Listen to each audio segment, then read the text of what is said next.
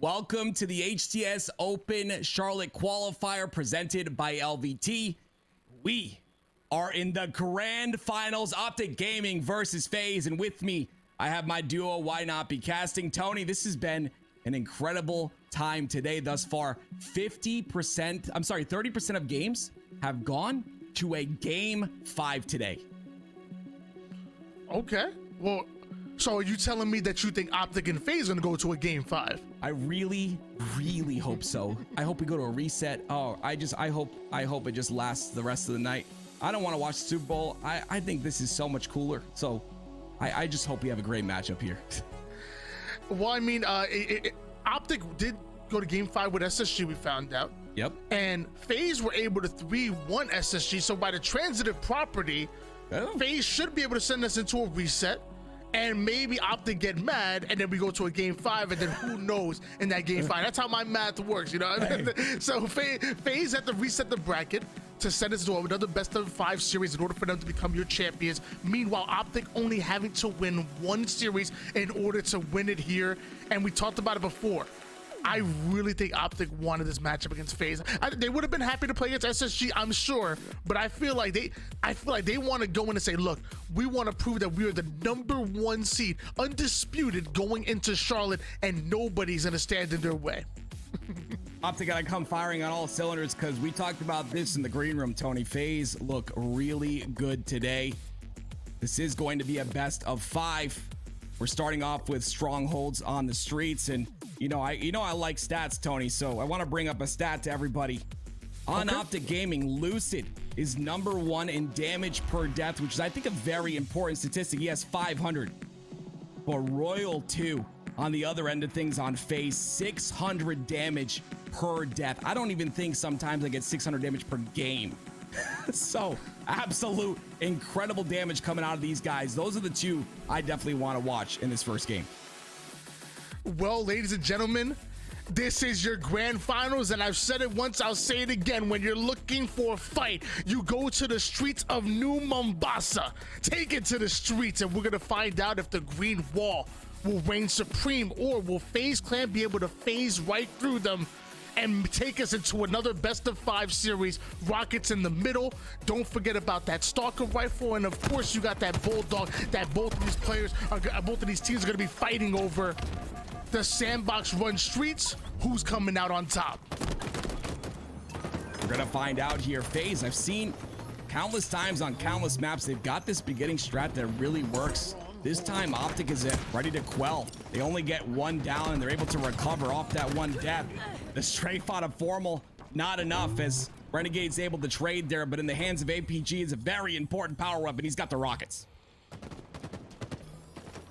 APG has the rockets in hand, but it looks like FaZe might have been able to get away with the Stalker rifle, and of course the Boom Booms get to work immediately. A double kill quick out of a pure gentleman as he escorts the enemy to the black screen, goes after World 2 as well. So that's going to be a quick 3 down for FaZe Clan, and APG's not done, going in for more bit of an ego challenge there, but he knew his teammate had his back. Yeah, OpTic are firing on all cylinders again. I always talk about this, but you can really tell by the movement of a player, the way he moves his reticle, etc. You can really tell what kind of a state he's in. And OpTic Gaming look really solid. It's going to take shutdowns like that from Snakebite to slow them down just a bit. But as you can see, the triple cap is attempting to go through as OpTic has surpassed that 30-point mark.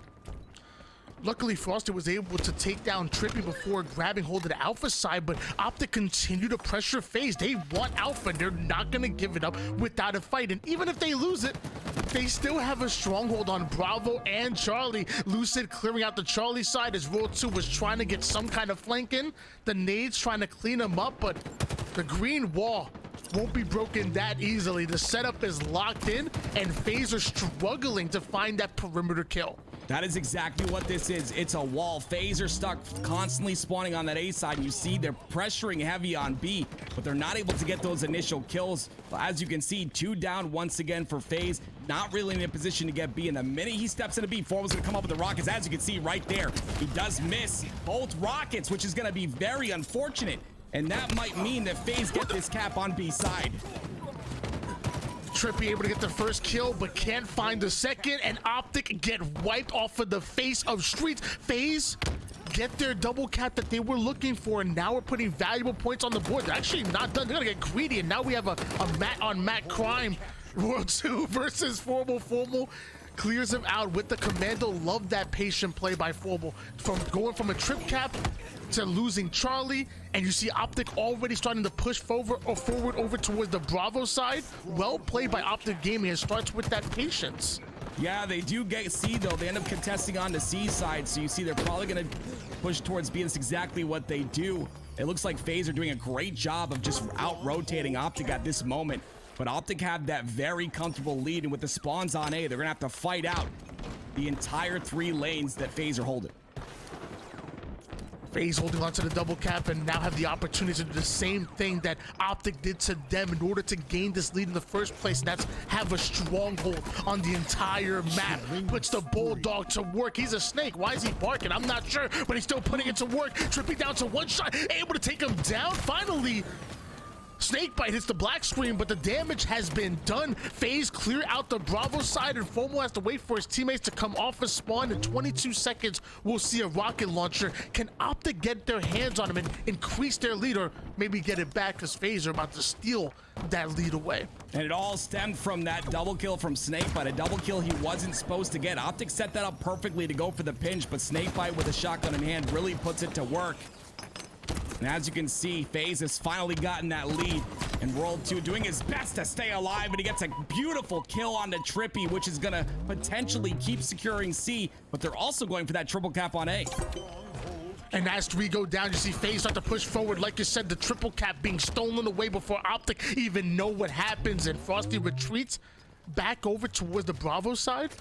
Now the moment that OpTic hop on a base, all they're gonna do is put a beacon on their head of exactly where FaZe have to change their attention to. They hop in over toward the Alpha side. They need to try to play for something. FaZe starts to rain down grenades, make it as hard as possible. Trippy ends up being eliminated. OpTic go 4 down once again. FaZe have stolen the lead, and they haven't looked back one time. Formal now comes off a spawn. He can't move.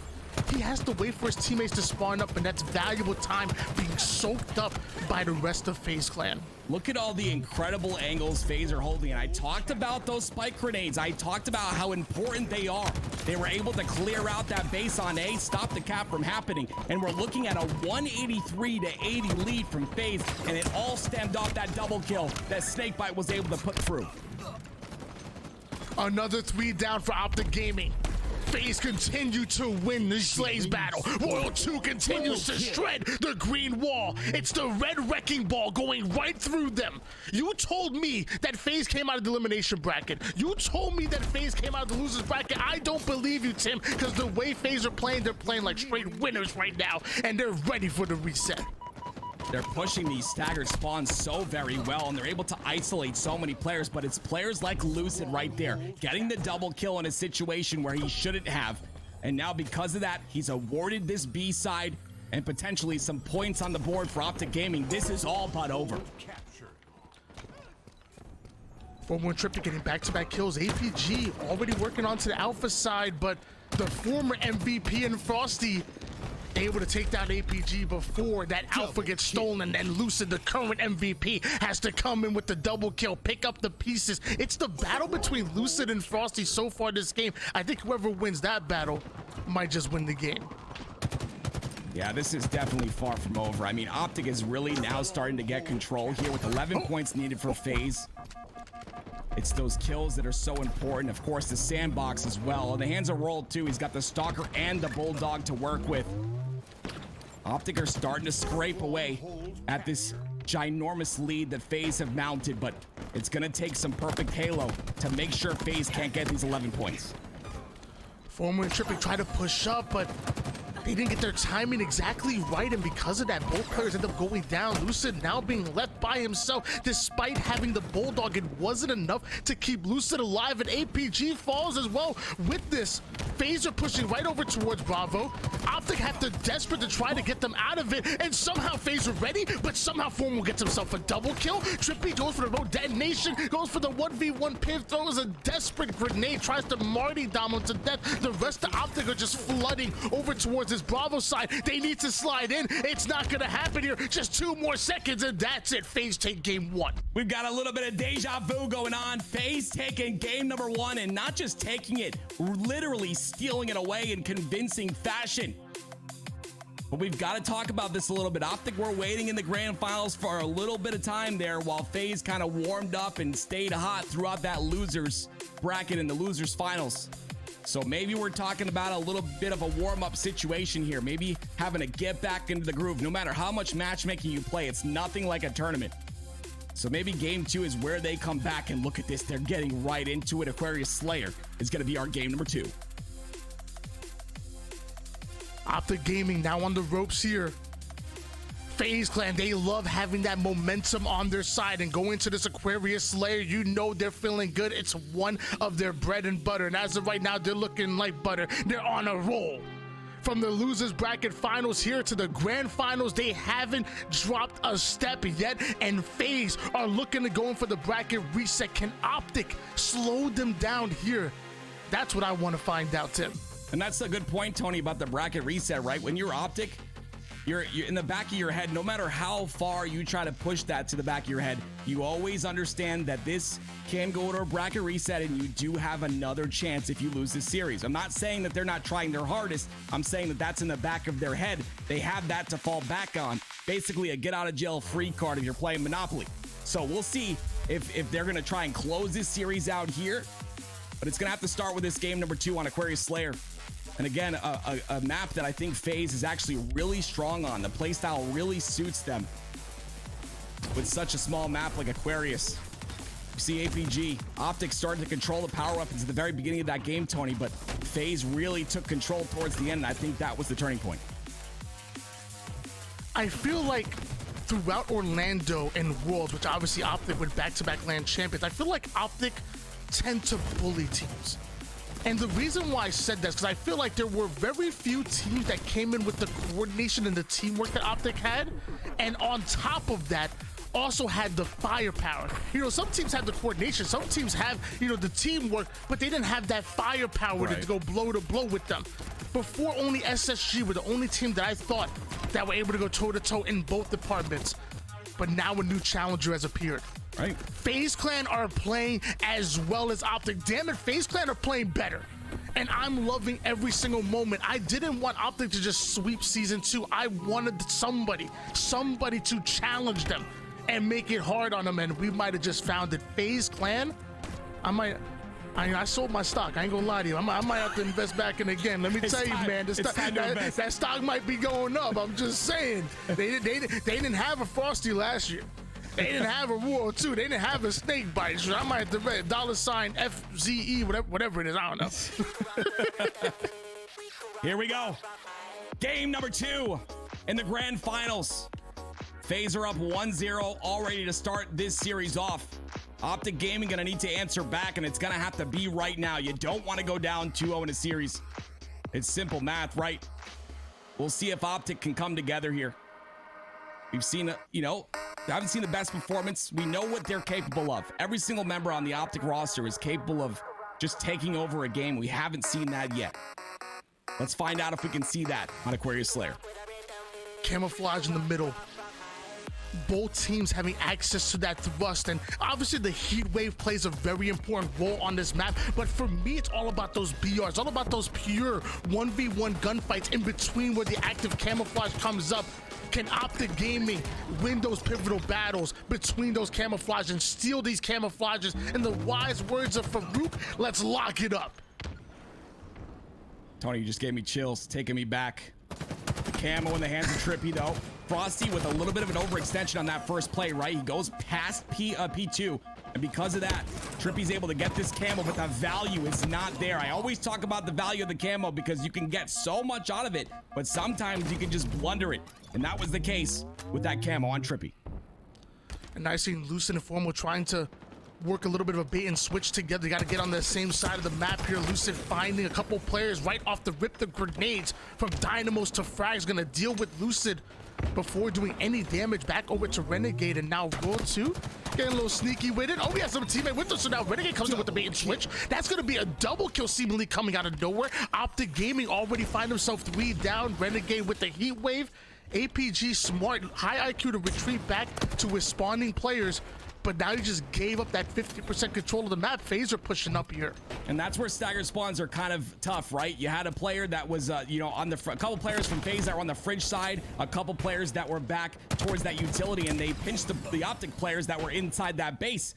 And when you have spawns like that, you're just able to get these nasty pinches. But regardless of all that, OpTic still has a lead here, 10-6. And they're looking to extend that lead with 2 members of FaZe stuck on this utility side. And look at Renegade crouched up into that car 2 corner.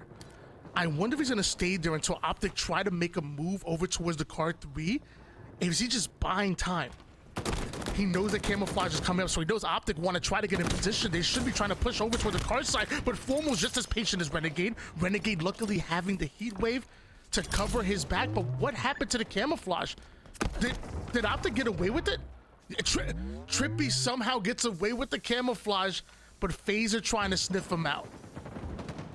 Trippy camo number 2. We saw that he wasn't able to do much with the first one. Will that be different here with camo number 2? He gets the first kill onto Snakebite, but he's the last member alive, and now the swarm comes through from FaZe. Regardless if he lives here, FaZe are gonna get this top center control, but the cross shot from Lucid, and Trippy comes to clean it up. Beautiful plays with Trippy and that sidekick, making it look like the main character. I'm surprised he didn't get that stick, and eventually he's gonna be taken down by 2 players. APG and OpTic still want to get aggressive on that. The shots come in, so he's gonna back down. Formal and Lucid are still aggressing forward. OpTic Gaming don't want to give up this position, don't want to give up this control, and now the full collapse comes in. FaZe are cleared out of this base. They're pushing forward into the fridge side. What a beautiful play coming out of OpTic Gaming. That's gonna net them a 3-kill lead. Can they ride that momentum? Yeah, FaZe have to be careful here. Like you said, momentum. OpTic Gaming are starting to catch players isolated, and it's bringing FaZe down in numbers. As you can see, 3 down for FaZe. Roll 2 was the last member alive. They kill him, but they do know that Renegade is there as well. So Renegade is going to scurry away to his teammate on utility. Some great damage once again coming out there from Snakebite's going to take down APG. That's 2 down for OpTic. This is their chance for FaZe to come back and get map control at the top center of the map. I shouted out Farouk earlier. APG was shouting out Ogre with the Ogre Twitch. I saw that. I saw it coming in. Camouflage coming up in just 10 seconds here, and you're noticing multiple members of FaZe are already surrounding the top portion of the map. There's no way that OpTic are going to be able to get a hold of that camouflage, excuse me, unless they're able to get the slays and get FaZe off of the car side, get FaZe off of the P side, and luckily that's exactly what they did. Lucid curve slides almost right into the hands of Royal 2. Snakebite gonna finish him off there, a bit off a little bit more than he can chew with that curve slide. He might have been able to stay alive if he took a little bit of a different route here, but I believe the camouflage is burnt, so everybody on equal footing right now. Yeah, and that's a great way to put it, Tony, right? OpTic Gaming have gotten 3 camos as Snakebite gets that triple there, a beautiful triple, but OpTic Gaming get 3 camos. One of them is null and void, but that means 3 camos that are not in the hands of FaZe. And with the score like that is 24-25, imagine if it was the other way around where FaZe had gotten those 3 camos. So great job by OpTic Gaming to be on top of that power up. I'm noticing that both of these teams are so hesitant just to push up. They're making sure that they watch every single angle. They're not just flying in when it comes over toward the P side. They're making sure they watch every angle, have put that damage in, and then start to push forward. They want to make as little mistakes as possible. That's how much respect both of these teams have for each other, but FaZe are winning some of these engagements, and that gives them a 1-kill lead. And the last thing OpTic want to do is trap themselves off a spawn in a terrible position. So luckily APG and Trippy pushing right over toward the car side. Unlucky for them, FaZe were ready for it. So the first kill comes in. Formal's going to be challenged. 3 down, go OpTic Gaming, and now FaZe increasing that lead. What started off as them down by 1 turned into great gameplay to put them up by 1, and then they continue that forward. This 4-kill lead might as well be double digits with the way they were able to ride those last few kills. You see how quick they were to converge though, Tony? FaZe Clan got 1 kill on the Trippy, and you saw all of them just hold forward. The minute they get that 1 kill, they're able to hold forward on the rest. Formal's gonna meet his maker as well. 3 go down. APG just spawned up. But a huge lead for FaZe right there. Just watching the rest of this game, how quick FaZe are able to converge off that first kill and make plays happen and regress based off those kills on the board. Off of screen, Formal was able to take down World 2, and we see trades go in. So we're trying to make some individual plays to put something together, and they're obviously not out of it just yet. You're only down by 4 kills, but like I said before, 4-kill game feels like so much more with the fundamental that both of these teams are playing with right now. It's absolutely impressive. And now Formal gets himself another big kill. World 2 tries to clean up the pieces, but does he know there's multiple members of OpTic there? He is not in a 1v1. He is not in a 1v2. He is in a 1v4. He gets out of dodge. Love that play by him. Renegade now gonna push up over toward the P side, goes in for the challenge, but Lucid simply wins those. World 2 comes in for the cleanup. Now we have another battle between Trippy and World 2 as both teams are leaving it all on the line. Yeah, OpTic Gaming have kept this respectively close here. Only a 2-kill game now, and like you said, even 4 kills is such an incredible lead, especially on a map like this. OpTic, Formal, Matt doing a great job. Formal is an incredible player, champion in multiple titles and continuing. He's got a lot of flack in this tournament thus far, but proving himself when it matters the most in this grand final series. But a 4-kill lead once again for FaZe. FaZe are starting to squeeze OpTic out as they're just 7 kills away from taking this game. Lucid trying to make something happen with the heat wave. Sadly, the trades go in. Frosty awarded the kill for that one. Trippy comes in quick. Now you see the fridge side spawners are coming out, and Formal's ready for it. He's pinging him. He's letting him know we cannot allow him out of this fridge. What a play by OpTic Gaming. Formal now gonna rip a double kill seemingly out of nowhere, and just like that, we're tied up at 45 apiece. Camouflage coming up. FaZe are nowhere in position to grab it. They're gonna have to cross-map shots and defend it, but Lucid says absolutely not. Steals active camouflage, and that might just cost FaZe the game. Yeah, Lucid with camo in hands, 47-45. This is OpTic Gaming's 4th camo in this game, and FaZe have only gotten 1 thus far. And now the information is given. This is all the camo player needs to do is give information, but the bait and switch is so beautiful. 46-47. Lucid could go down there. There's no chance that Lucid can go down there, but lucky Trippy sets off the remote detonation, so that should equalize it just a bit. He wants that thrust so bad. Frosty's locked in the fridge, puts the player down to 1 shot on the P side. They isolate Frosty, collapse on him immediately, so now you're just talking about 1 more kill. There's nowhere for Renegade to go except for down to the wire. 50-46. OpTic take that game. They're back on the board, and a swing game number 3 is coming up next. Oh, baby, baby, baby. This is the series we both, and I'm sorry, we all wanted to see as a Halo community, tied up 1-1. And we go to live fire Oddball, and of course the storyline there, right? The very beginning of Halo Infinite, live fire was a strong map for OpTic, but is that still the case today is the question. They're getting right into this next one. The green wall stands tall. You can't shake them that easily. As close as that game was, neck and neck for most of it. OpTic said all we gotta do is not allow the game to get out of hands. You notice that the moment that FaZe got any kind of momentum and made any kind of plays, what did it get them? A 4-kill lead? OpTic were still in it. The fundamentals were there. They played it well, waited for their opportunity, and once they got it, they strike. The moment that FaZe went 3 down, this is the play right here. Formal was already pinging and showing them where the fridge side spawners are coming in. Don't let them get out.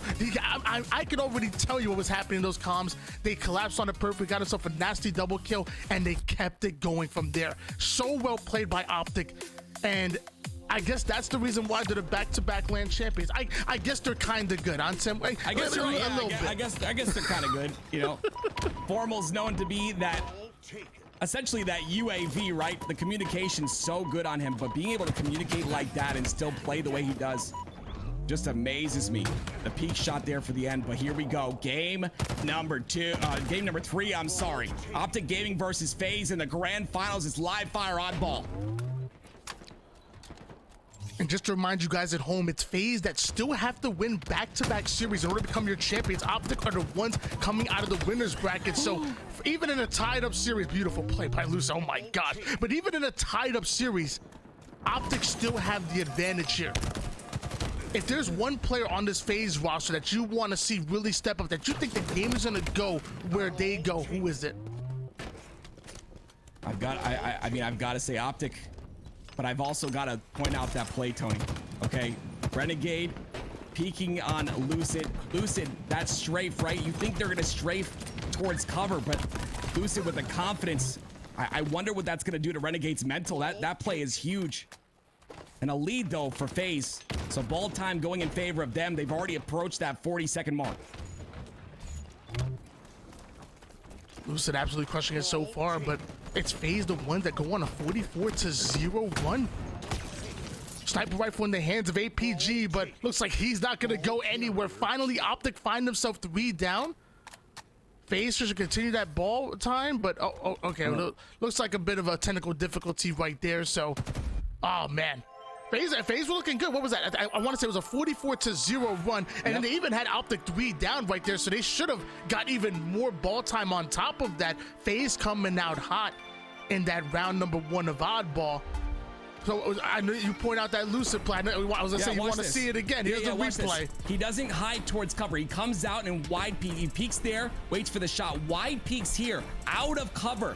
Renegade does not expect that and then jumps out to get the very last shot. That is disgusting. That is pure, unadulterated confidence coming out of Lucid. And that's why he got MVP last year, and that's why he's one of the best in the game.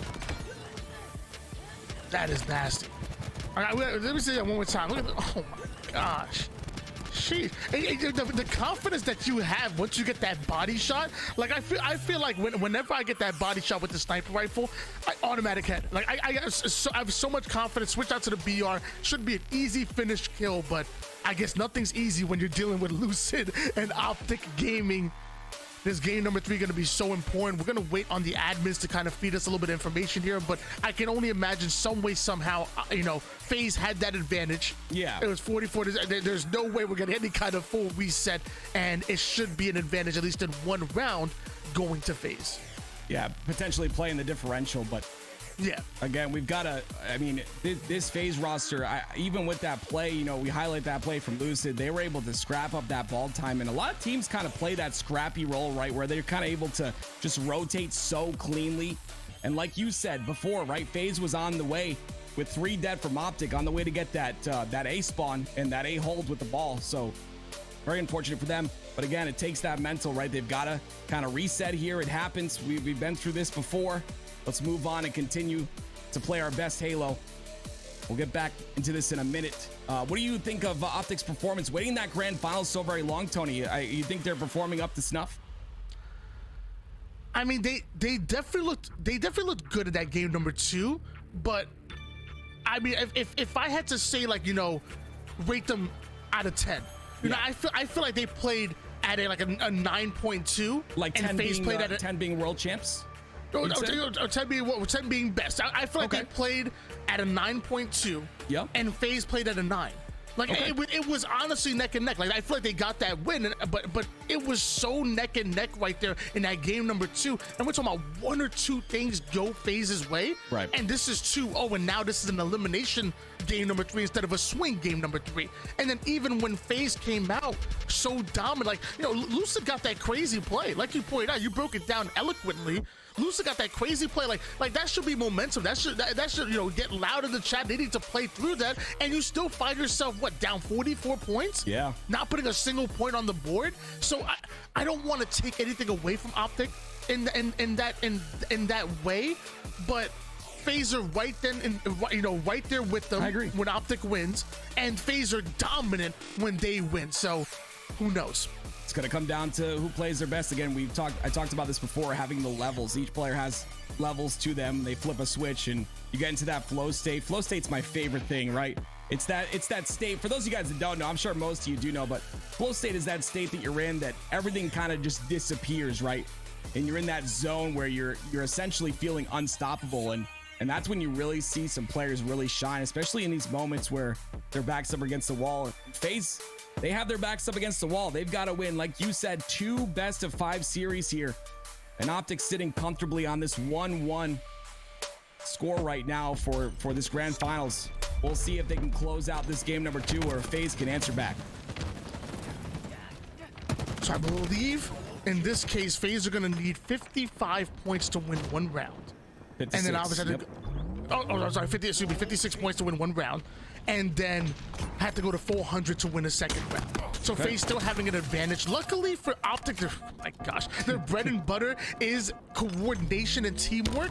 And I think that's exactly what you need in Oddball in order to come back from deficits, in order to take control. So I still think OpTic are very much in this, but as they go 3 down, as Frosty gets himself an overshield, and once again that early ball time goes in favor of FaZe, it gets tough, man. Yeah, it does get tough. And you say, you know, early ball time, that is one thing, but also all of the power weapons in the hands of FaZe as well. Or in the hands, I should say, of Renegade. He's got Snipe and Heat Wave. He's pretty much sitting on this A side being a complete nuisance. He's got to hit some shots, though. He's only got 2 bullets left to work with. Replays are OpTic going to start to push up. Renegade already chucking a couple of denial grenades to try to deny access. As Renegade now going to have to put that Heat Wave to work. Things are getting a little bit more up close and personal. Formal finds out real quick as Renegade brings the heat. And with both players or both teams 2 down, this next play gonna be so important. The body shot onto APG, finish him off with the Heat Wave. Lucid finds the kill off his spawn there, but somehow OpTic go 2 down, and Trippy still pushes that ball over toward the C side, closer to the spawning green wall players. That's a good point. Yeah, the scrappy play we talked about earlier, right? He's pushing the ball, rotating it just a little bit, making sure that it's in position for the spawning players on tower, but that overshield is coming up. So we're gonna see if all of OpTic on this OS side is going to favor them with the OS coming up in 3 seconds. 2 down for OpTic Gaming. The 3rd one falls once again, and FaZe are so good at punishing that final player. Once you go 3 down on them, they find that final player. There's no shot that you're going to make a play against them. Frost even having the confidence to juggle the overshield into the drop wall, hasn't even popped that overshield just yet. And now those pingers coming, he's letting them know, like, hey, look, the spawners are already pushing the B side. So FaZe are rotating the ball, but that's not going to work. They go 3 down. They tried to make a play to rotate that ball towards Frosty, and they end up going 3 down instead. So well played by OpTic Gaming. Can they keep that going? And just to point out a great play by Frosty there, you can pop OS as you clamber, so you're pretty much doing 2 animations at the same time, and only the clamber animation shows. Definitely a good way to save yourself some time, those of you guys that did not know. But on board with Trippy, that sniper coming up here very shortly. It's important for him to stay alive and get those kills, but unfortunately he goes down, and so does Lucid. But a 2v2 situation. Another 3 down going in favor of FaZe. Former, the final player somehow gets himself the early damage, and the nade finishes off Renegade. Now you give Former all the power weapons, the Heat Wave and the sniper rifle. FaZe are going to rotate this ball once again. But hold on, is this the round where they're going to play to 56? Hold on here. If that's the case, they're 10 seconds away from coming out, or they might play this to 100. And nope, at this point, Lucid has stopped moving. They're going to take that first round here, and FaZe are going to be 1 round away from going up in the series. I believe they will keep on playing, though, because it will allow them to get the same spawn they would have got last game if they end up winning here. So as you can see, they're going to play this out because you do spawn on the opposite side of the map for round number 2. But as we can see here, again, the beautiful play. You never expect someone to challenge like that, and when you got the confidence that Lucid has, I mean, that was just such a beautiful play there. Renegade still playing phenomenally though throughout that game, Tony. Didn't really affect him mentally. You know, you can't really let one play like that affect you if you're a professional player. It's like, get over it, right? Move on, start slaying on the next respawn. And of course, as you can see, he did just that. Beautiful job using those power weapons. Hey, yo, Louis, why you keep showing that clip, bro? It's a really good clip, dude. It's Louis' way of communicating to the chat. That's how you know that he's an OpTic fan. My man just keeps showing that one clip, bro. Like, he's gonna wake up in the morning. He's gonna change his iPhone set. He's gonna wake up in the morning to that clip. It's gonna be his alarm. Overshield coming up. Gonna be obviously important here. We've seen two times now where FaZe come out with these hot runs early on, so I want to see OpTic really expect that, really play counter to it, and not allow FaZe to get the overshield, not allow them to get that 40-second worth of ball time before they get a single point. I want OpTic to come out a little bit different here in the early game. I really want to point out Lucid's play right there. As you can see, he was on the cuts when that OS was coming up. The play didn't work out, but he was trying to play aggressive, trying to be that front line because he knew APG had spawned behind him, but honestly, that play obviously didn't work. And that means that Frosty's gonna have overshield in hands. They just gotta get one more slay onto Matt and APG, who's top sandbags, and they can start to get some time here. Frosty's gonna chase down Formal. Oh man, that was dangerous. It was. Formal almost got him on that one, and Lucid will clean that up, so that sniper rifle is gonna change hands. Snakebite gonna try to rotate that ball onto the tower side setup here for FaZe, but I love how OpTic are quick in the action. Even when they're down numbers, they know where FaZe are trying to go, so they immediately cut off those angles, and they're pushing forward. And now Lucid takes advantage of the heat wave and the sniper rifle. Another body shot is going to connect. Renegade might be able to get away with this, but Lucid gets away with the ball, and that's what's most important. I micro adjust on that flick to hit that body shot, and the player's T-plat was actually really beautiful. Very difficult to do on controller, but he does it. He's still got both power weapons in hand. We're seeing a trend. These players holding both power weapons so efficiently. And OpTic not going to really get too big of a lead off this. They've still got some players of FaZe to deal with, and they're going to have more as FaZe potentially spawning on this tower side, going to be pushing top center. Lucid makes the player one shot easily, trusts his teammate to come in for the cleanup kill. It was APG awarded that one, but now APG losing teammates left and right, not able to win the pivotal battle against Frosty, so the kill comes in. Renegade secures himself the overshield, and the ball immediately gets rotated towards the rest of the players that are spawning up. That's one thing that happens when you're playing at the top level of competition. There's no wasted time. They're multitasking. They're making sure they control resources, power weapons. It doesn't matter, and they always have that objective at the front of their mind. Double kill. Come on. That's not right. God bless. A double kill on a Renegade. OpTic find himself 3 down once again, and, oh, man. this is time that OpTic just don't have right now. That was tough. That's the discipline right there. You got the repulsor in your hands. You want to try and pressure, but you know, Lucid could have probably taken the jump repulsor approach so that he wouldn't jump as high.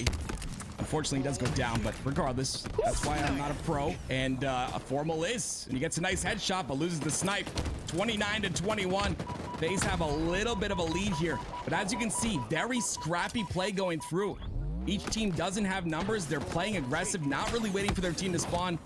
More than that, they're just playing aggressive and continuing to try and stagger each side. Before Frosty goes down, make sure he plays that sniper rifle off the map. High IQ play coming out of Frosty and FaZe, but also good execution by OpTic to be able to break that setup and get the frags they were looking for. So now they're going to push up with it. FaZe coming off a spawn, and they desperately need one or two kills that go in their favor, but OpTic aren't going to make it easy. Off a screen, Frosty takes down Trippy. Formal goes right at Renegade, and now FaZe have found an avenue towards this ball. APG creeping up. Frosty going to deal with him quickly here, so both teams go 2 down. And somehow Trippy has found his way towards the overshield. This can be big for OpTic. Oh. Wow, that's a huge overshield by Trippy right there. Being the last member alive, like you said, still getting that OS, now going to be able to utilize it to potentially push FaZe off of this B side, but the ball does get played, and now a little bit of slaying has to happen if they want to get some more time on the board. A 10-point lead for FaZe thus far. FaZe trying to force themselves over towards the B side. They were able to get the kills they were looking for, leaving Trippy by himself, folks. So Trippy's going to try to do as much damage as possible while staying alive, but eventually you just don't have the numbers to work with. Formal has made it over towards that tower side. Going to be important. Lucid gets himself an easy kill here. That's going to be gifted. Just like that, FaZe should slow down a bit as far as the ball time, but obviously damage has been done, and obviously OpTic find himself a bit against the wall. Yeah, Frosty's not really in a position down bottom center to do much here. He somehow stays alive, which means he's going to be a little bit of a problem on Rat Tunnel, but look how aggressive all of these FaZe members are. OpTic might get into a situation where they make them pay for these overextensions because they are overextending in a lot of situations. But when you're bait and switching this well, it becomes really hard for OpTic to stay alive. Love that Form was able to get that kill, and I love that they're able to rotate this ball, but shout out to Trippy for doing that much damage onto the players that come in for the cleanups. Love that, and I think we had an end game there because OpTic had the ball. I'm assuming there was an early end because I'm 90% sure OpTic had the ball. Don't gaslight me. I'm pretty sure OpTic had the ball because Trippy did a great amount of damage. Formal finished off one player with the BR, which was the big door, and the rest of FaZe were backing down, and OpTic were rotating that ball over toward the tower side. There is no way you're gonna tell me. Yeah, we'll get you a ruling on that one. That was very interesting. We'll have to see what exactly happened there. But again, I think okay, so Formal says we need one. So I think they end. I'm to be honest, Tony, I'm lost. I'm gonna be 100% real with you. I need a map. Well, whatever it is, Renegade agrees. Okay. So whatever the heck is going on, Renegade agrees. Listen, look, if Renegade's agreeing, we're good. All right, everyone understand. We are absolutely fine. If Renegade says we're good, I mean, he's the one to point out the details. So we're good, I guess. Can we do me a favor, Louis? Click the Y button here. Okay, so Roll 2 did crash. He just joined the lobby again. Oh. So Formal said we need 100. Oh, that's a lot of points. Okay, we need 100. Guys, they need 100. Everybody, here we go. Restarting. Try number 3. Live fire, Oddball. Here we go. This is a deciding game number 3. As we said, the series is tied 1-1. If you're just joining us, thank you for being here. And if you're enjoying this grand finals, let me tell you something. If you're enjoying this grand finals, support the stream, right? All these casters are here voluntarily, right? And you know, all of us get some support from you guys, from everything you guys do. We get a percentage of that as casters. So if you want to support the caster, if you want to support the crew, the production, check if you have a Twitch Prime sub. I'm not even asking you to use your money. If you have a Twitch Prime sub, let's make Jeff Bezos pay for this production, okay? Use your Twitch Prime in the chat. Make him pay, all right? He's too rich anyway. Make sure you guys drop those subs in the chat. And by the way, guys, we're gonna wait for the admins to give us the official ruling here. We tried to do a little bit of investigating, but to be honest with you, it's a little crazy. But what we do know is FaZe were up at least 1-0 in rounds, right? I mean, at least that's what I've been able to figure out. But it's so crazy to me because OpTic got those slays. They had themselves almost in that full setup. They were rotating that ball over toward the C side. Yeah. And something tells me that OpTic Gaming might have been able to run away with that tower side setup and be able to steal that round away. So just really unfortunate. Like I said, I'm waiting for the admins to kind of feed us information to find out exactly what the ruling is for this game number 3. But either way, it's been absolutely phenomenal. Game number 1, FaZe won 250 to 145. That game 2 was so close, only separated by 4 kills. And to be honest with you, the way it was played, it might as well have been a 50 to 49 game because it was so fundamentally sound and such a slower game, which is not something you expect on a map like Aquarius. So obviously loved that game number 2. And now this game number 3 is so important. This game number 3 is that swing game to give you that momentum in the best of 5 series. FaZe striving to win 2 best of 5 series in order to become your champions. Meanwhile, OpTic only having to win 1. And we got to point out, right, guys, like, you know, at this high of a level of play, when a reset like that needs to happen, you have those, you know, you have these spawns that, you know, throughout a whole game, like I said with Oddball, right? You spawn on one side of the map, you win the round, you spawn on the other side of the map for the second round. Regardless, you know, everyone's got to make sure that we're spawning on the exact side of the map that we're supposed to, because each side kind of has a different advantage, right? And disadvantages. So again, just making sure that the competitive integrity is there. And we all appreciate your patience in the chat. You guys are wonderful.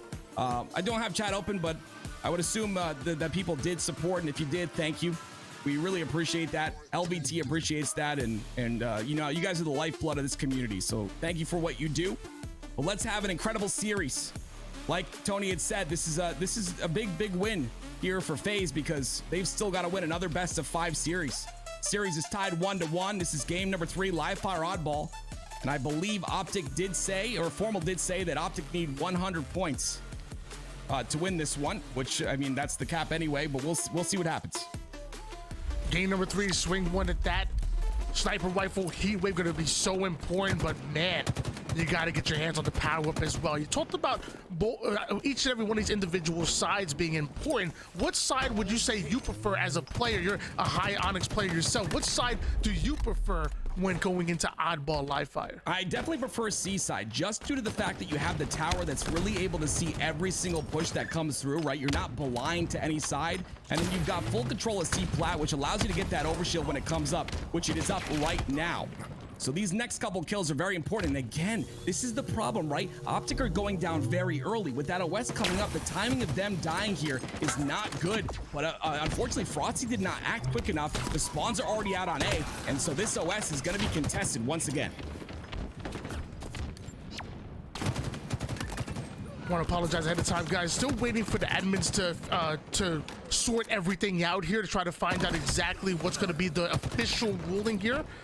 Waiting for FaZe and also for us to get that information. So just hang tight on, and as of right now, just enjoy some great gameplay. Frosty getting away with that heat wave, sniper rifle, and overshield combination. Puts it to work immediately, putting Trippy down to 1 shot, but knowing this is not just a 1v1 battle, so backs down despite having those extra shields, and now gets right back to work, poking and prodding, damage down, staying alive, not giving off his location as easy and being such a tough kill. The rest of his team should be able to thrive as he takes down Formal right there, and that ball was rotated away, and FaZe have already put themselves 16 points ahead and in a playable position here. Honestly, that was such a great way to play overshield, right? You don't want to just charge into the enemy team just because you have a little bit extra shields. It doesn't make you invulnerable. Frosty plays his life there. He's able to output so much damage, and now another overshield is on the docket. And it looks like Roll 2 is in position to try and get this, but he's got to get 2 through 3 players, 1 on each side of him. And he stays alive beautifully, but the nades come through, and he's going to end up going down. Another overshield coming up, and OpTic Gaming have the real estate. They're grinding forward towards it. I believe Trippy was able to get away with it. Frosty and Snakebite do have that B-side control, so valuable ball type coming in for FaZe. But if OpTic played that overshield right, they should be able to get themselves some good ball type after the reset comes in. Snakebite plays the ball off. Lucid gets played off himself, courtesy of the repulse. The heat wave going to be awarded the kill. APG goes down. Somehow FaZe are able to get so much ball time, play the ball, and still get ready for that reset and cutting off the C side. FaZe are playing this well right now. 4 up, 2 down for OpTic. This is really bad for the green wall. All right, here we go. Roll 2 with the commando in hand. The amount of damage he's able to output, like I talked about, right? He's got that long-range shot that is just so beautiful. And when you got a long-range shot and a commando, your damage output is just absolutely incredible. 72 seconds and counting for FaZe. They end up playing the ball off the board, and it's going to be up to Roll 2 to get this trade onto APG, but some beautiful help there by Lucid. So coming from one of the admins here, it looks like this is just 1 round. If FaZe win this, they win. If OpTic win this, they win. Simple as that. First to 100. And as of right now, FaZe just 27 seconds away from coming out with the win. So 1 round to take them off from either side. OpTic finally getting into an A-side setup here. But can they get the kills they so desperately need? Formal ends up going down. Trippy sitting up high with the tower side. Love this rotation from the ball. Eventually that ball gets played off the map. Now OpTic have to be ready, because FaZe, if they want to, they can play for a quick ball. Get ready. Overshield, ball, and everything coming up. FaZe heavily in an advantage here on live fire. Yeah, definitely an advantage is what I would say. Of course, with his OS coming up, and like you said, and the power up into the hands of Snakebite and top tower control, this is huge for them. They've got to get maybe 1 more slay, and they can comfortably go for this ball. The spawns are gonna come out onto B, so that's a double kill for Renegade, starting to heat up. That's what we like to see out of him. His numbers have, you know, been fairly impressive here, but there it is. FaZe are gonna win that game, and that will be 2-1 in favor of FaZe in this series. Incredible job once again. They win this next one. We're going to go to a grand finals reset. We are in the grand finals for those of you guys that just joined us. FaZe performing beautifully so far in this series. Can they continue on? That had to be the longest game of Oddball live fire in the history of Halo Infinite. I'm pretty sure we all can agree that Oddball already takes long enough, but that might have been a whole tournament by itself. That was a whole series by itself, but finally we have a winner. It's FaZe that come out on top. Now I don't want to see live fire ever again, at least not for the rest of the night. We're going into Recharge, King of the Hill. A whole different set of skills, whole different ball game we're talking about. Obviously, shock rifle, active camouflage.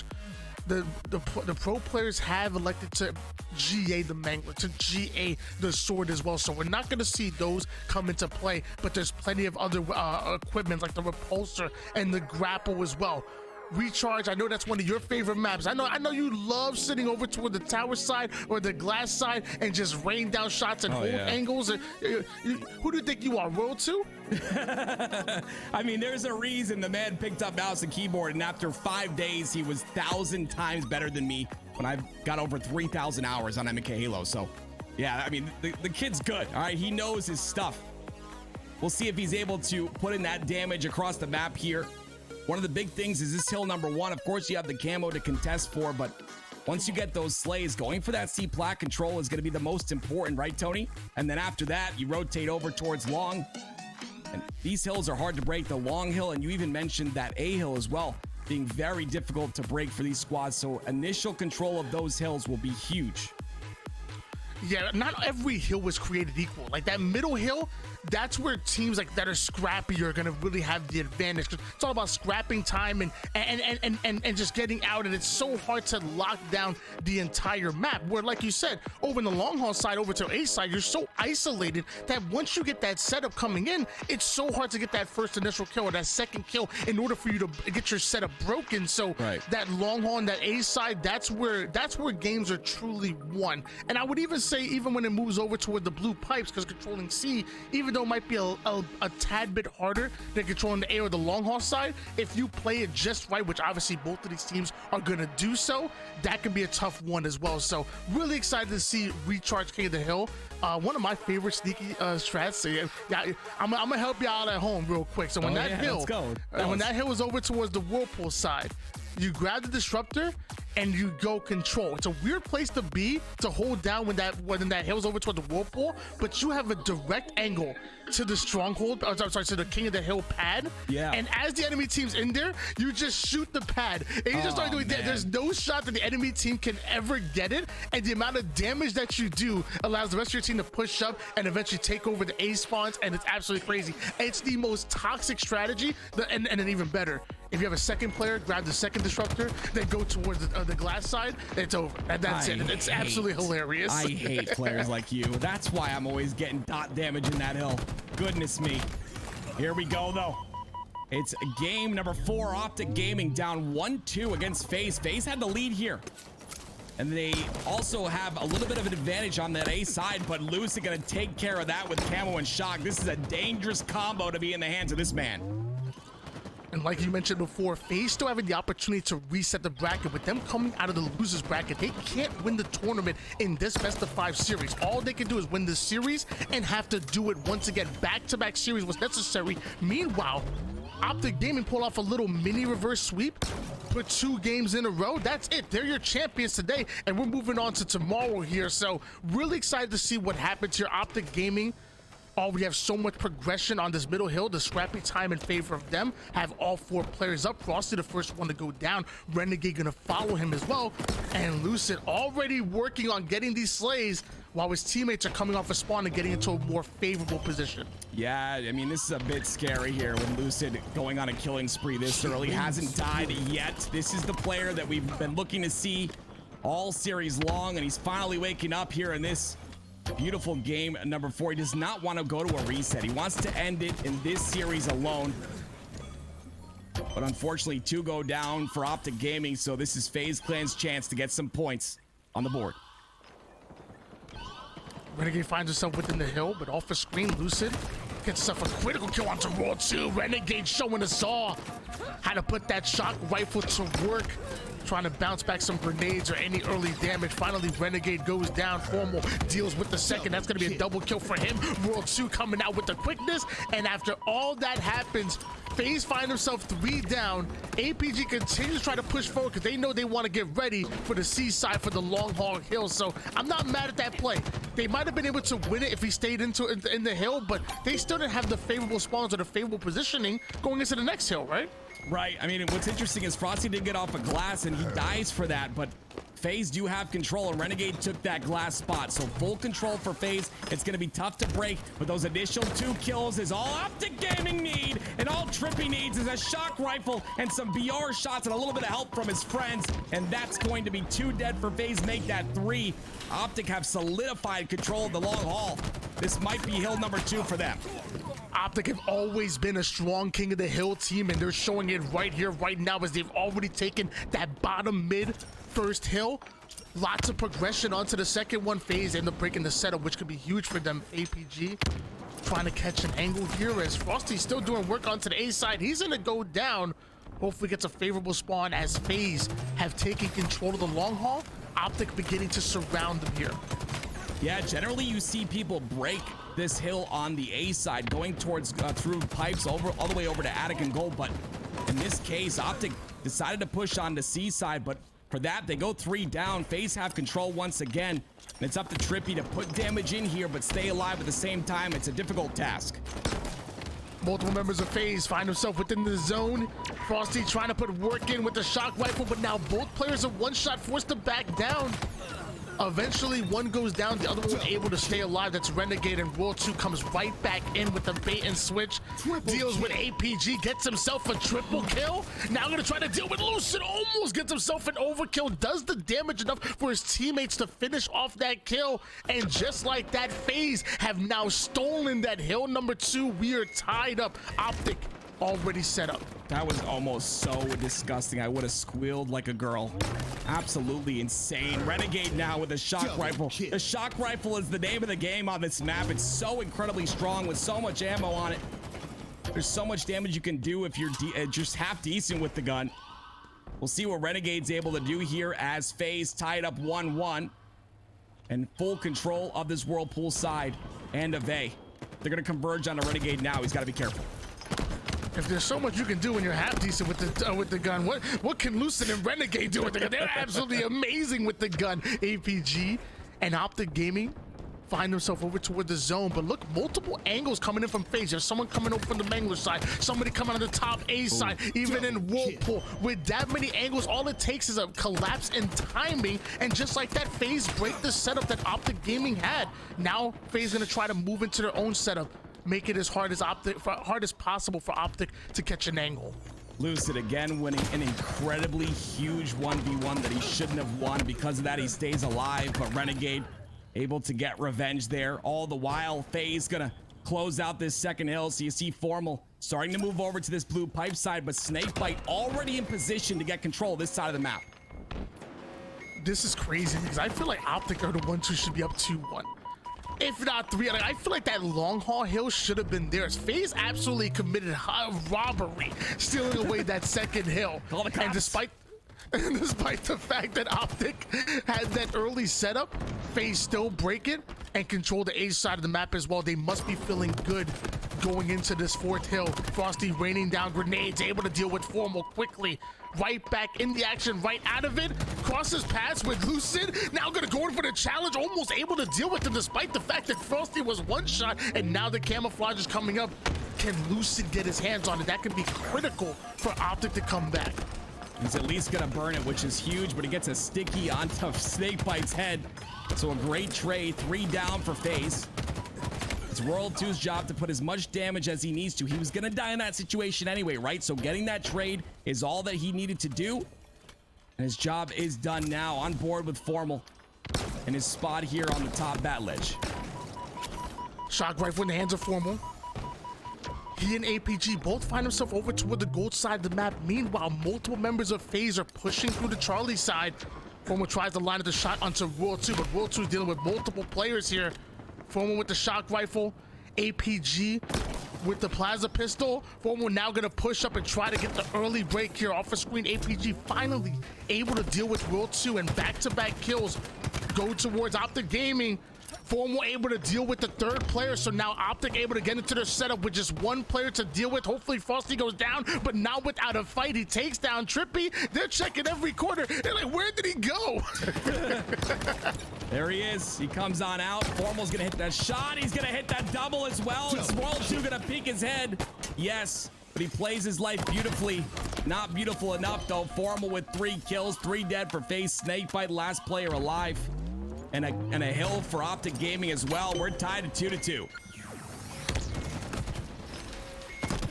From on screen here, trying to deal with the one-shot Frosty, once again being a nuisance, but he's not gonna get away this time. Finally, Formal will end up going down here. Great stick by Trippy to trade out with Snakebite. Love that play by him. Ooh. Somehow nobody accounts for Formal though. Those A-side spawns going to be so important with this hill. And as of right now, OpTic look like they're fighting for it. They're forcing FaZe back into the gold side of the map. This might be exactly what OpTic are looking for. They have their setup locked in. 1 or 2 slays, and they should be able to get some good time here. But as I say that, Lucid will be the first one to go down.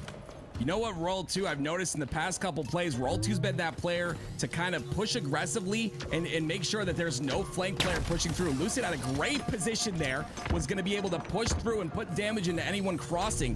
World 2 gets the kill onto him, and now 4 dead for OpTic Gaming. And now FaZe have a chance to potentially push through, get those A spawns, and get this hill time. OpTic were able to break FaZe's setup and get into the setup of their own. Things were looking good, but you have to be able to execute from that setup, and sadly, we didn't see it from OpTic Gaming. FaZe take advantage. Now they have a shock rifle and a camouflage in the hands of Frosty. The ultimate combo here on Recharge. This might be the most dangerous one in Halo Infinite as OpTic find himself 3 down. Trippy's the 4th one to fall. Everybody getting wiped. And now FaZe are going to take the lead here on this oh so important 5th hill. Yeah, Frosty's doing a really good job of keeping this A control. You're able to keep this A control. This spawn is so heavily weighted on this map and game type. So consistently just spawning his teammates behind him on elevator. And that's allowing FaZe to continue to put the pressure in. But you can see OpTic's going for a break here on top of glass and pipes. Frosty's in trouble, and he ends up going down. But 3 down once again for OpTic. Lucid now being forced to have to make a play by himself. He doesn't end up getting the double kill. Does enough damage to almost get the triple kill, but Snakebite not going to have any part of that. And just like that, FaZe take their 3rd hill, 1 hill away from resetting the bracket here in your grand finals. OpTic, I don't think they want to see another bracket. OpTic, you got to send us into a game 5 right here, right now, with camouflage and the hill over toward the bottom mid. This is OpTic's opportunity. FaZe are just winning a lot more of their individual gunfights, and they're bait and switching a lot better as well from what I've seen thus far. This bottom middle hill could potentially play the time here. There's 1 minute and 25 seconds left. You keep OpTic out of it. You slay them out. Play the time. Don't allow them to get any time on the board, and just for 1.5 minutes, do what you've done all game long. It's like 2 dead for OpTic, but they're still going to get some time on the board, and Formal's going to hit a beautiful shot there to get that kill and even up the numbers. And Luce are going to do the same against Frosty there, so OpTic Gaming, like we said, they don't want to give up, not without a fight here. APG already moving over toward the tower side. Lucid taking a bit of team damage there. He's going to relocate. Frosty a bit by himself over toward the A side, and Lucid wants to deal with it. He said there's no way he can allow Frosty to just be a nuisance onto the A side, so he repulses right up, gets him off of the side of the map. It looks like OpTic want to spawn them over towards that gold corner, but does Lucid know there's a killing spree? Does Lucid know that there's multiple players onto the long side? It looks like he does know. OpTic are good. Don't worry, I'm sorry. He knows what he's doing. He knows what he's doing, just a little bit. Yeah, I think he knows. But regardless, a minute left even. But OpTic are so close to getting this hill. These slays have got to be pretty much perfect. Snakebite's got the position on top glass. Lucid gonna try and stay alive here, but he goes down, so that's 2 down for OpTic Gaming. There's no way they push the hill right now, so this will dwindle down to about 30 seconds. And So FaZe just need for 30 seconds to slay OpTic out, and we will go to a grand finals reset. Down to one shot. Frosty goes, eventually taken down. Renegade looks like he's trying to chase Lucid right into a grenade that's going to put him down to one shot. So Renegade forced to take height here. FaZe the first ones to spawn up. OpTic the first ones to go 3 down. Just 24 seconds on the clock for OpTic to try to steal away this last sliver of time and send us into that long haul side. FaZe are surrounding and baiting the hill. Trippy gets out for just a second, goes in for a big contact control side, but OpTic end up 3 down. Lucid gonna try to make a god play here to try to slide in and get that final progression, but it might not happen. OpTic are now staggering. They're sending multiple over toward the hill that's now being baited out by FaZe, and eventually the shot clock is going to get him. Time expired. Another best of 5 series. FaZe take the first. What an incredible job there by FaZe. You had a guy on glass with a snake bite. You had World 2 on the bat ledge, just cross-firing everyone who tried to get any time on the board. And like you mentioned, very intelligently, they were staggering the spawns constantly. OpTic got a little desperate there at the end. Unfortunately, it was not enough. Lucid didn't have a play to make, so he just tried to do everything he could. And that means that we are going to a grand finals reset here. FaZe win the first series 3-1. A little bit of deja vu from the SSG Snowdown. Will FaZe take this one once again? Look at the tiny bit of progression that OpTic need. Look at the bottom of your screen. Right. Like we're talking about just like what 2 or 3 seconds right there if they're able to slide in. It's crazy to me. You see Trippy going for the trade here, but that puts him 2 down. Another player goes down. Lucid the final player alive. So at this point, he knows with 10 seconds, his teammates are off his spawn with 8 seconds of respawn. He has to go for some kind of crazy god play. If that stick would have connected, you said you would have scored like a little pig. I would have too. I would right there with you. The 2 or the 3 little piggies that ran all the way home. It would have been absolutely ridiculous, but like OpTic weren't able to stay alive to put themselves in a better position to not have to go for that crazy play. If they stay alive, get the slays they need, maybe it's a different story, but FaZe were simply using that middle hill as bait, and they did it to perfection, and that's the reason why they take your first best of 5 series. We move on to another one. This right here is your grand finals. There's no more chances. It's do or die. We're crowning a champion after 3 games here. And you said it right, Tony. These teams both have no chances left. They've got to play their absolute best. You're going to see the best Halo possible online that you could ever see. Formal does have that camo, goes down, but OpTic does have the first camo. We saw a little bit of this trend in the last series. Got to make sure, FaZe has got to make sure they get those camos early so that they can potentially get control of the map. And the 1v1s are huge. And Lucy, that's the first 1v1 I've seen him miss. Last time we were on Aquarius, I believe it was actually OpTic that came out with the win, but that was Slayer. Capture the flag playing 10 times different, and we're going to find out if OpTic can replicate that here on the same map, or FaZe, who are a dominant capture the flag team, come out on top here. Snakebite goes in for the challenge onto Trippy. Well played on that pivotal fight. Cross-match shots try to connect to APG. 3 down for OpTic Gaming, and the first flag has been pulled. Can it be pushed forward towards the mid-map? Yeah, they're going to get spawns onto P1 and Fridge here. So World 2's job is just to prevent the push, which will solidify the cap. Trippy goes down early before Formal gets a trade. Snakebite's going to go down to the Heat Wave. And again, we talk about the importance. Lucid, this is one of his strengths, I would say. A lot of people, you know, he's obviously one of the best players in the game. One of his strengths is controlling this sandbox with perfect timing, right? You know, once that Heat Wave drops, it's 15 seconds, and you get kills like that. Beautiful job. I'm really upset by that. The fact that Lucid was able to jump over that door frame and get behind Frosty, whoever died the first time over to utility side, you gotta watch your dead screen. You gotta be communicating that Lucid's jumping over the head like that. I believe it was Frosty that walks in, he has no idea. Lucid makes a god play with that Heat Wave, but if the communication was a little bit better in that one instance, I don't know if that happens, or at least does a little bit of damage, so the trade-off comes in. Now Lucid gets away with the camouflage, largely because of that one play, and if they play it just right, this should convert to a flag cap, or they go 3 down and whatever. Yeah, whatever, man. Yeah, I mean, that's 2 camos now in a row. that unfortunately OpTic have kind of, you know, let go of. And like you said, you can really either take control of a map, you can go for some incredible plays and pushes to potentially get a flag cap, but not able to happen. And because of that, Snakebite, the man, the myth, the legend, rolling his way through utility side. Frosty's got to get this kill, and he does. That opens up everything, but they've got to potentially deal with APG, who's pushing in very aggressively here. He gets the kill on the Snakebite. He's got to stay alive here, though. He's going to get pinched.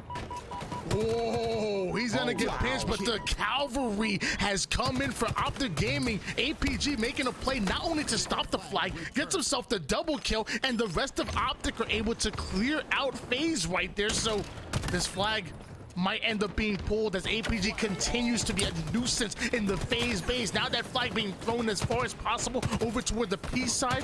FaZe find himself 2 down. They desperately need a kill, and that kill won't come. Instead, Lucid continues to push the flag forward. I don't mind the play of getting flag and bringing it bottom center by Lucid. That's a good play. Potentially, they have to get a couple more slays. Formal does get 1, and APG is in a position. The trade comes through, and again, that flag being bottom center really pressures FaZe to kind of play out of position. And because of that, they're going to potentially get this flag cap, but then you have the shot grenades on a roll, too, that shut everything down. Great answer back coming in from FaZe. You find yourself multiple down. OpTic Gaming play it well to start the push, but they're able to overcome it. And now you have a counter cap opportunities. OpTic are just coming up 4 down. Camouflage is coming up very quickly, but now the same way that you had a counter cap opportunity and you use the forces against OpTic, OpTic do the same thing against you. Come off a spawn, make their presence known, puts you 4 down this time, and now a camouflage and heat wave in favor of Trippy. 1 more round of slays, and I promise this flag is going to be capped. It's actually already moving. Yeah, we've seen 3 camos in the hands of OpTic thus far. This one tends to do a lot more damage than the previous 2. They get 4 down for FaZe, and the first cap on the board for OpTic. FaZe have to go for a reset here, but they've got to take out Trippy, who's on a clinic right now. 5 kills without dying, 11 and 8 in this game. He may not have the camouflage, but he still has the heat wave, and the man's bringing the heat.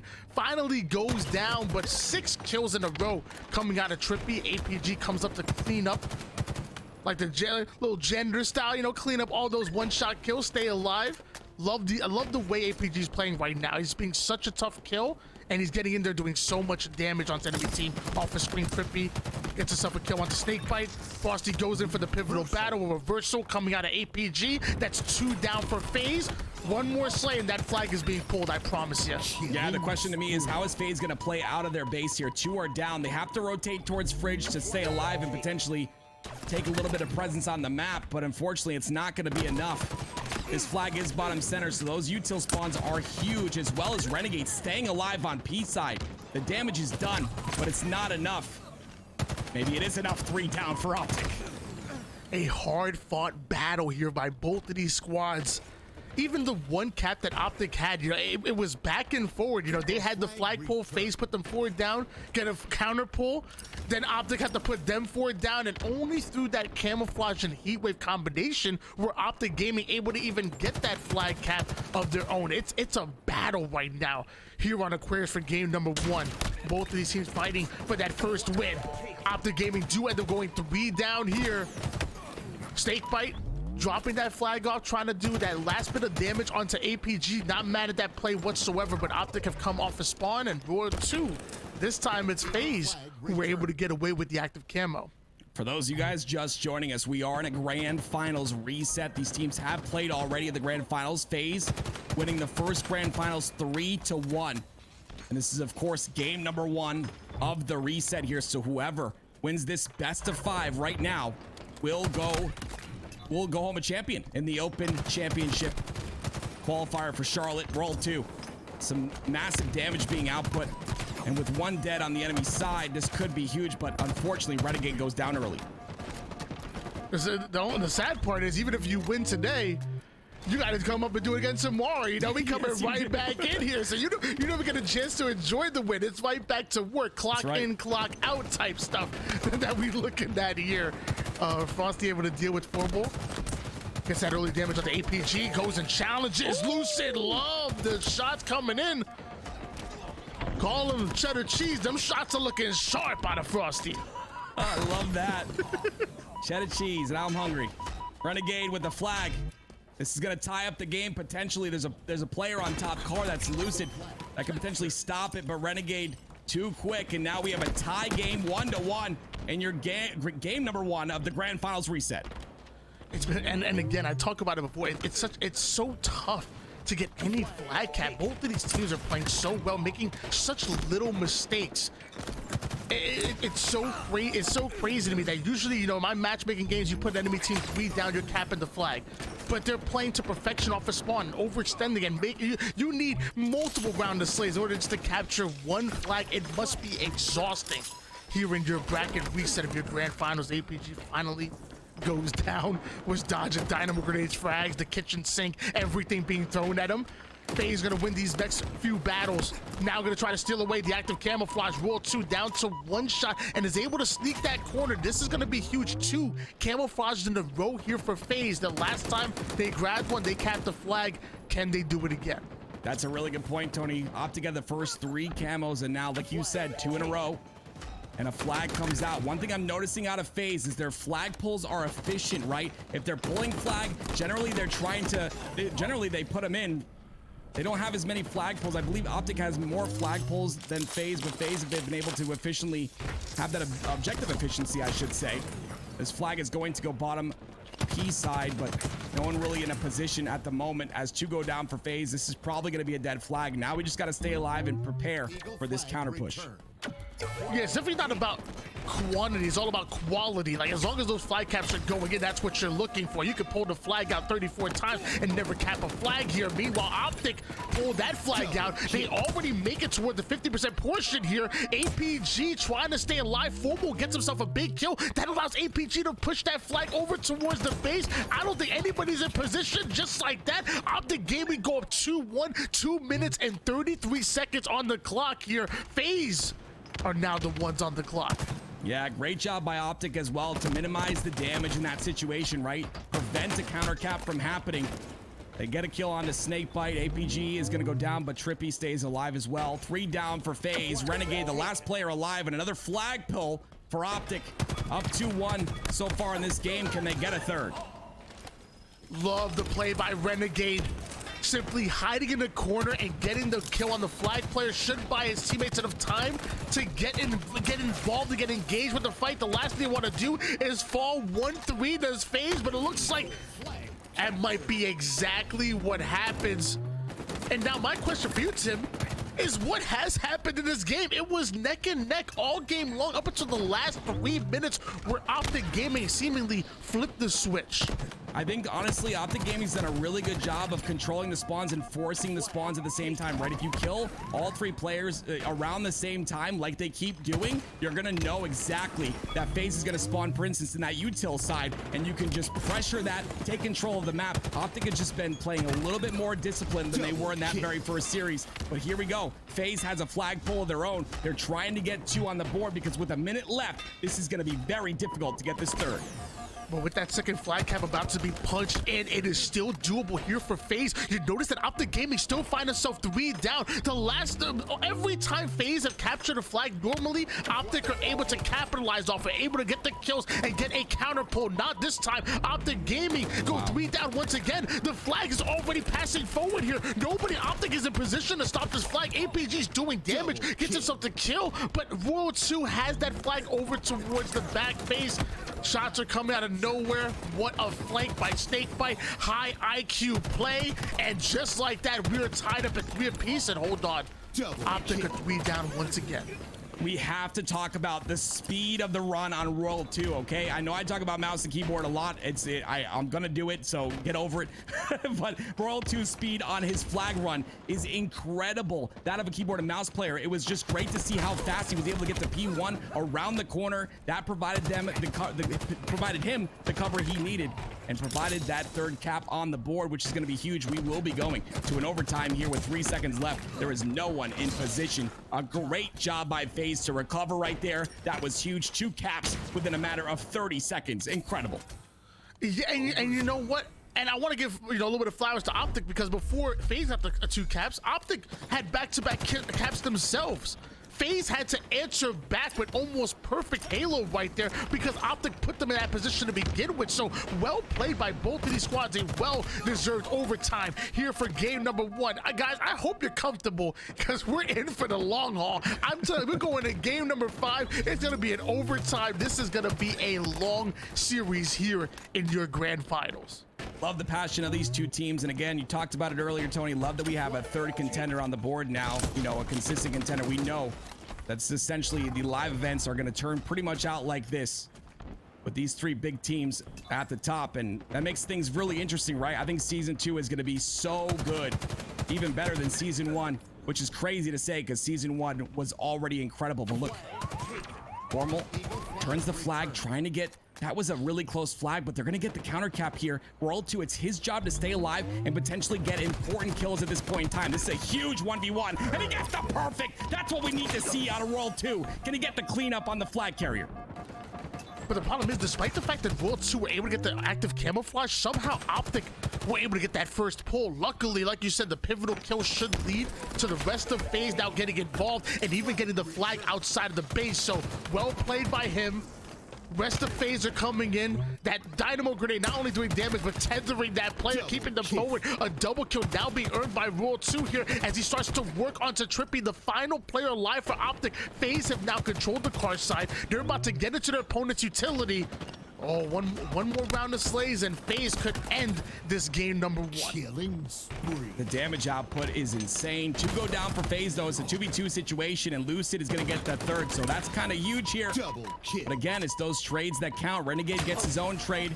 Now trying to get a pull onto this flag, and he gets just that. That touch is going to be huge, especially with 3 down from OpTic. This could be it for game number 1 of the Grand Finals reset. FaZe looking incredibly strong, and with 2 players from OpTic down, this is all but going in. Everyone cowering around. There it is.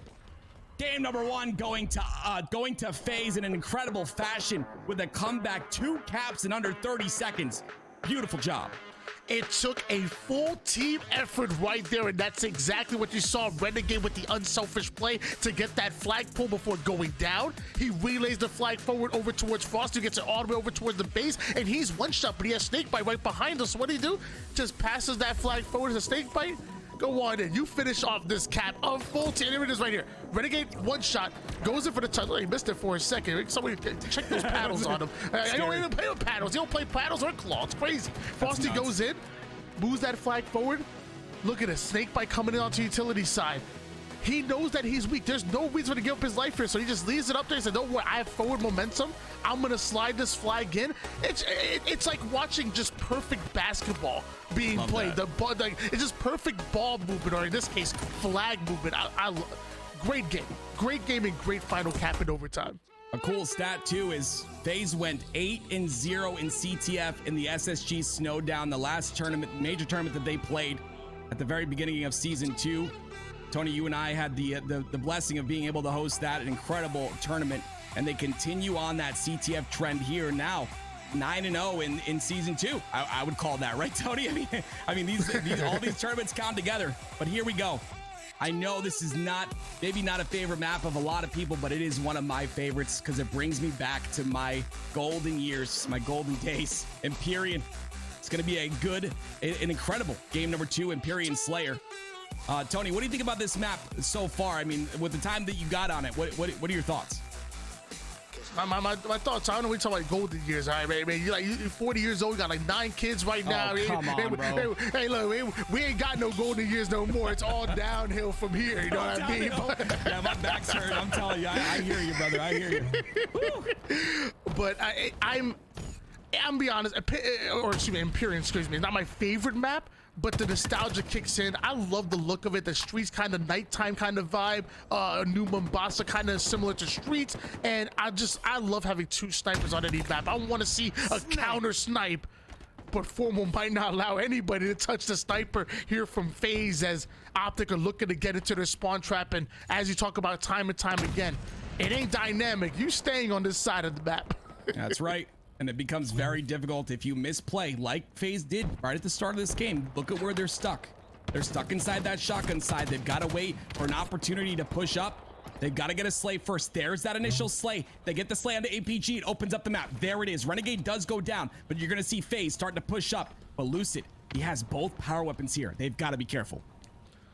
T-Square would be proud right now when you got Lucid with the rockets and sniper rifle combination. Looks like he actually traded off that rocket to Trippy, and Trippy immediately put the rockets to work. So unselfish play coming out of Lucid right there. Frosty gonna eat off of it, and so will the rest of OpTic, because it's an 8-3 lead. Probably the largest lead that we've seen so far in a Slayer match between these two titans. OpTic formal with the sniper rifle and tries to finish off with the heat wave. He's not going to be able to do so. APG now has to get himself in a little bit of an awkward position. Snakebite somehow is milking his life, and APG's going to turn to Amberger. A little ground beef off of that one. We have to talk about Snakebite right there. He won a crucial 1v1, went towards S1, won another crucial 1v1, stayed alive to the third player, got help. Like, that is finessing as a definition. If you were able to open up the dictionary and look up finessing, Snakebite's name would be in there. That was incredible. Yeah, you'll see a running GIF or a GIF, whatever you call it, and it's just going to see that play in the dictionary. Well played by FaZe to get themselves back in the game here. We know how snowbally Imperium Slayer can be. You know, it's so tough to fight out of that spawn trap, especially against a team as coordinated as OpTic Gaming, but looks like FaZe are able to do so. Now the game slows down just a bit. Both the rockets and the overshield coming up. Rockets so important, but that overshield can be the ultimate equalizer. 2 down, make it 3 for FaZe. Trippy steals the overshield away, and the rockets haven't been taken by FaZe. Dude, if OpTic get a hold of overshield and rockets, this can be really bad for FaZe, but Trippy gets ripped. Yeah, Frosty stayed alive on that sword side. He was the last player alive. He was not accounted for. Because of that, he gets a crucial kill to even up the numbers and take them out of that spawn trap. But the rockets in the hands of Lucid, he's gonna miss one. That's very uncharacteristic of Lucid in this situation. He only has one more to work with, but he does have a repulsor and a heat wave in hand. But that heat wave goes in for a very early repulse right there. And eventually the repulse on repulse battle, and FaZe are going to win that one, tied up at 15 apiece. Roll 2, finding an awkward angle onto 2 different players, then extending a bit to go after Trippy, the man that barely misses. Lucid right on top of the tower. Finally, Lucid able to deal with him, and now he can be comfortable on the top tower side with the sniper rifle in hands. This is exactly where Lucid wants to be. Yeah, OpTic playing a little bit of defense here on their side of the map. It's up to Renegade to kind of get this opening pick with a snipe. You put all your faith into him. Once he gets that pick, the push forward happens. OpTic's on their back foot, though. They die here. If more than 2 or 3 go down, they're going to be spawn trapped in the same situation that FaZe was. The question is, will they be as disciplined as FaZe was when their spawn trap happens? The advanced analytics say that when FaZe play this map, they really value speed. And that's when they come out with the wins. Meanwhile, OpTic value finesse. Thank you, Snow Stats, for that. And they're more of staying alive, putting in that damage. So I'm gonna be very curious on how they elect to play this out, and whose play style comes out on top here, as Renegade sitting up high on the banana with the sniper rifle, pinging left and right. He wants to push up, but he knows that he has to deal with Formal first, and that's exactly what he does. Body shot into the BR. Well played, but Lucid goes down here. That should open things up very much here for FaZe. Maybe they can get OpTic in the spawn trap of their own. Yeah, they've got to be careful of those split spawns, though. Potentially, it's a courtyard spawn that happens on that 1 player APG. Looks like it might be a shotgun spawn. 2 down for each side, but FaZe have a sizable lead of 4 here. You might think 4 not very sizable, but on this map, it absolutely is. With 7 minutes remaining, let's see if FaZe can continue the momentum.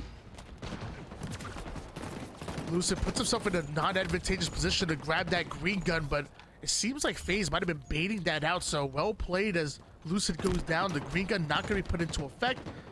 Renegade now continues to thrive with this overshield and still has a sniper rifle in hands. Body shots Formal, then starts to work onto Trippy. Both players of 1 shot, finished off the first one. Now going to switch back to targets to Lucid, as the rest of FaZe are now pushing over toward the sword side and pushing over towards the runway side. FaZe are overloading this side of the map and are approaching OpTic territory. I just love how they were able to perform that. If APG had an incredible flank right there on the green box, but Renegade opts to stay alive, gets a nice nice curb slide into runway, and they just slay their way through the map to get control. Beautiful job, and a beautiful job again with the sniper rifle. I don't know who that was exactly, but regardless, we're hitting all the shots, and now 32-23 is the lead. And Renegade with a snipe still in hand, full of bullets to work with. This is scary with all of OpTic spawning in Shoddy. Oh!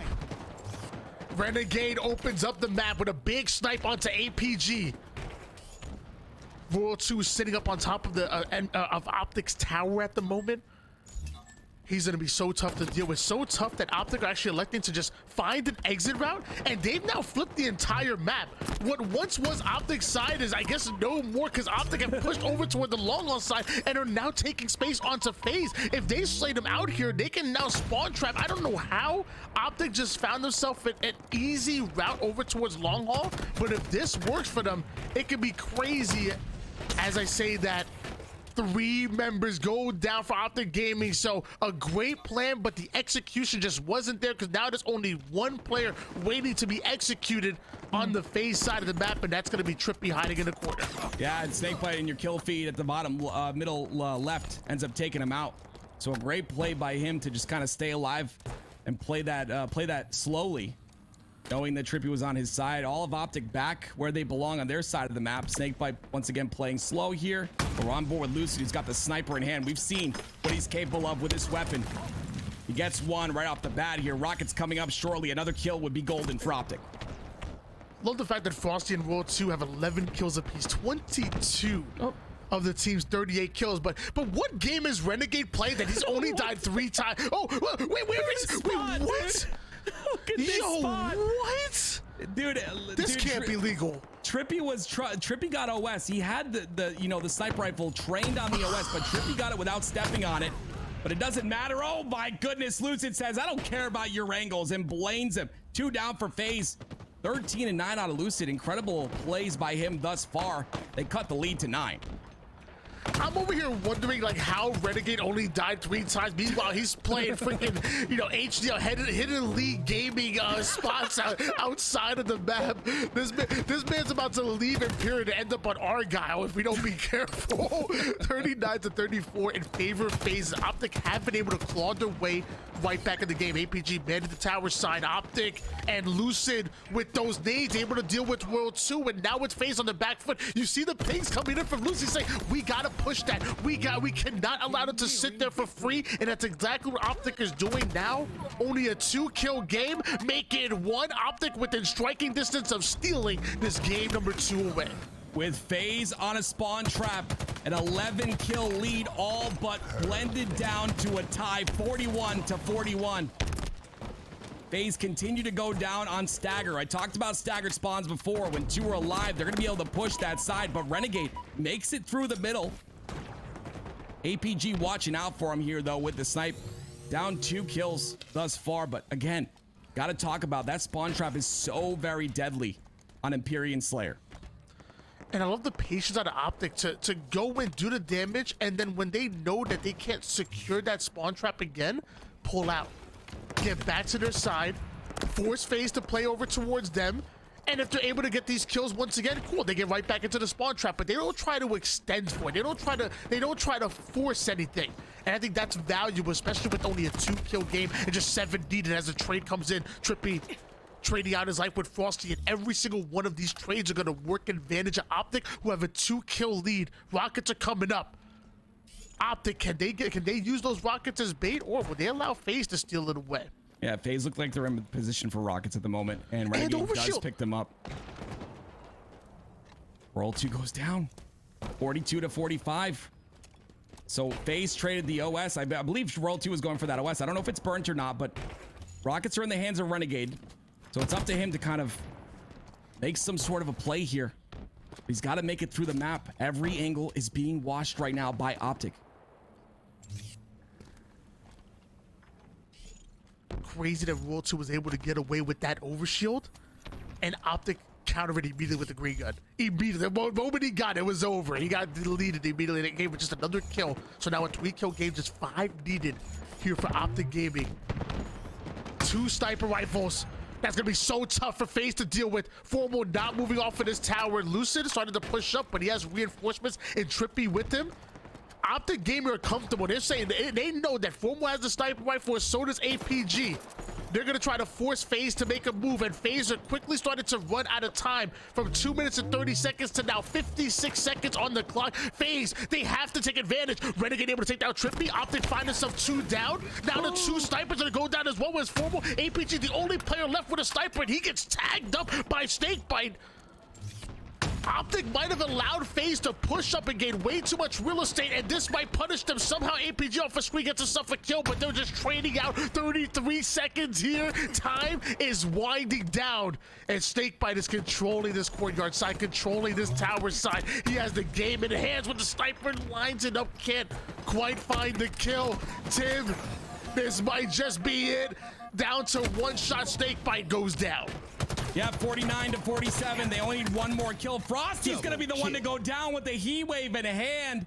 And there you have it. OpTic are gonna tie the series 1-1. They had to work extremely hard for that one. FaZe really put up a fight there at the end. Nothing to be sad about. We've got ourselves a series in hand. And Tony, look at this. The very end couple of plays here. Snakebite taking a huge role. Unfortunately, the snipes that he had ended up getting weren't able to be cleaned up. There was no positioning out of FaZe in that situation. They end up getting 2 right there, but they also trade another. And because Snakebite didn't hit those headshots, it is unfortunate they weren't able to get those cleanups, and OpTic Gaming come through with the beautiful victory. What I'm wondering is that if we at one point we see Snakebite staring down the shoddy side or the old Mauler side of the map, and you have 3 players that are stuck there. Where are the nades? Where are the angles? Like think about it. If you're stuck in shoddy side, you have 2 ways out: either through the needles or through the plasmas, or back towards your first.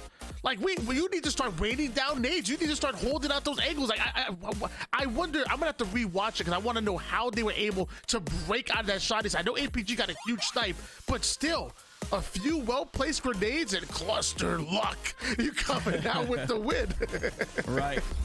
A great job by FaZe, though, to break through because that wall was strong. They set up, watching all angles. Formal had the snipe. APG had a snipe as well. But here we go. Heading into game number 3, we've got live fire Strongholds, and immediately right off the bat, OpTic Gaming gonna go for 2 caps here. And in trade, Renegade's gonna grab the snipe. Immediate 3 down, making 4 for OpTic Gaming. They give FaZe a sniper rifle. It doesn't matter who has it in hands. They're gonna hit shots. Agreed. Renegade, Frosty, World 2, Snakebite, some of the best snipers that we have in the game, and immediately FaZe are able to turn that into a trip cap. OpTic now gonna try to fight desperately over towards C, and even if they get it, that's not gonna be good enough to put points on the board. Yeah, it'll stop the profuse bleeding, but that's about all it'll do. They're gonna need multiple kills here, but look at the bait and switch out of FaZe. It's plays like that that need to happen more often if FaZe want to win this game number 3. A very, very important game number 3 as we are in the grand finals reset. FaZe won the first grand finals 3-1. We are in a reset because FaZe was in the losers bracket, so they need to win another best of 5. And right now, tied 1-1. FaZe looking pretty good for this game number 3. Yeah, I remember the last time we saw these 2 teams on live fire was Oddball, but it was kind of the same. It was the same story. What a grenade by Renegade, but it was the same story. It was a 44-0 run by FaZe. Even through the crashes and resets, it came out to be the same thing. They would go on these 44 or 50-0 runs on Oddball on this very map, and they're doing the same thing here on Strongholds. They feel very comfortable in the early game of live fire. And they're already putting OpTic behind the 8 ball. So we're gonna see if OpTic can now bounce back, maybe take this lead back. It starts with the overshield. Sniper rifle in the hands of APG. He's able to trade out his life, and the rest of OpTic scoop up that overshield. That might be exactly what they needed. Yeah, unfortunately, this all stems from Renegade having a little bit of an overextension on that C-plat. Had to be traded out, or got traded out by OpTic. So that's a sniper in the hands of OpTic, and now Lucid with that exact same sniper in his hands, 3 bullets to work with and a double cap on the board. OpTic will continue to get points. Sniper rifle in the hands of Lucid, and Frosty's already pushing onto the dummy side, and he has Snakebite with him. I think he tagged up Snakebite to put him one shot, so that's gonna slow down the push to FaZe, but then Renegade seemingly coming out of nowhere to finish off that kill. Love this flank by Trippy, but multiple players in front of him. Can he stay alive? Yes, he can. Renegade is dealt with. Trippy finds the exit route. Frosty is just a millisecond too late to get himself a kill, and OpTic gonna keep that dub cap. FaZe might have been able to take Charlie, but OpTic are putting points on the board, and it looks like they will indeed take the lead. Timing, timing, timing. It's the name of the game. Sniper is up top. OpTic have their first lead of the match here. It's gonna be up. These first couple of kills, it looks like a trade once again comes through. I'm seeing that so often, Tony. Trade after trade. And it's a good thing in a sense because you're trading out your deaths. You keep the numbers pretty much the same. No one has an advantage at that point, but finally FaZe get a hold of B. Trippy like a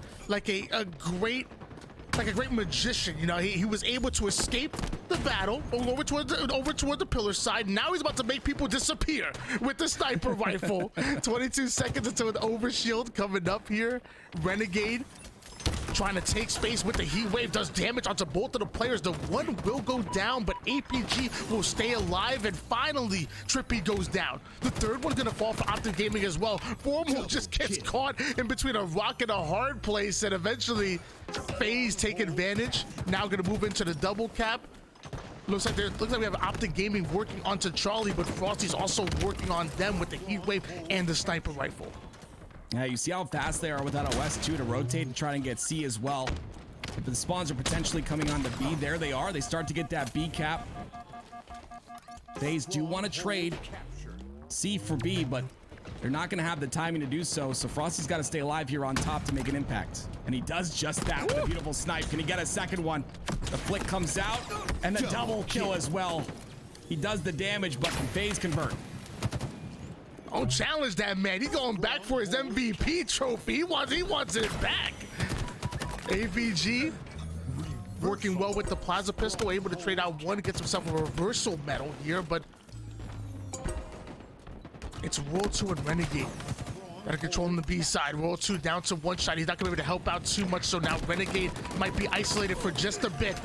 One slay, that should buy him enough time for the rest of the team to come in. That's exactly what happens. APG stole away Bravo, but it doesn't matter if you can't stay alive, because now FaZe are gonna just dive right back on it.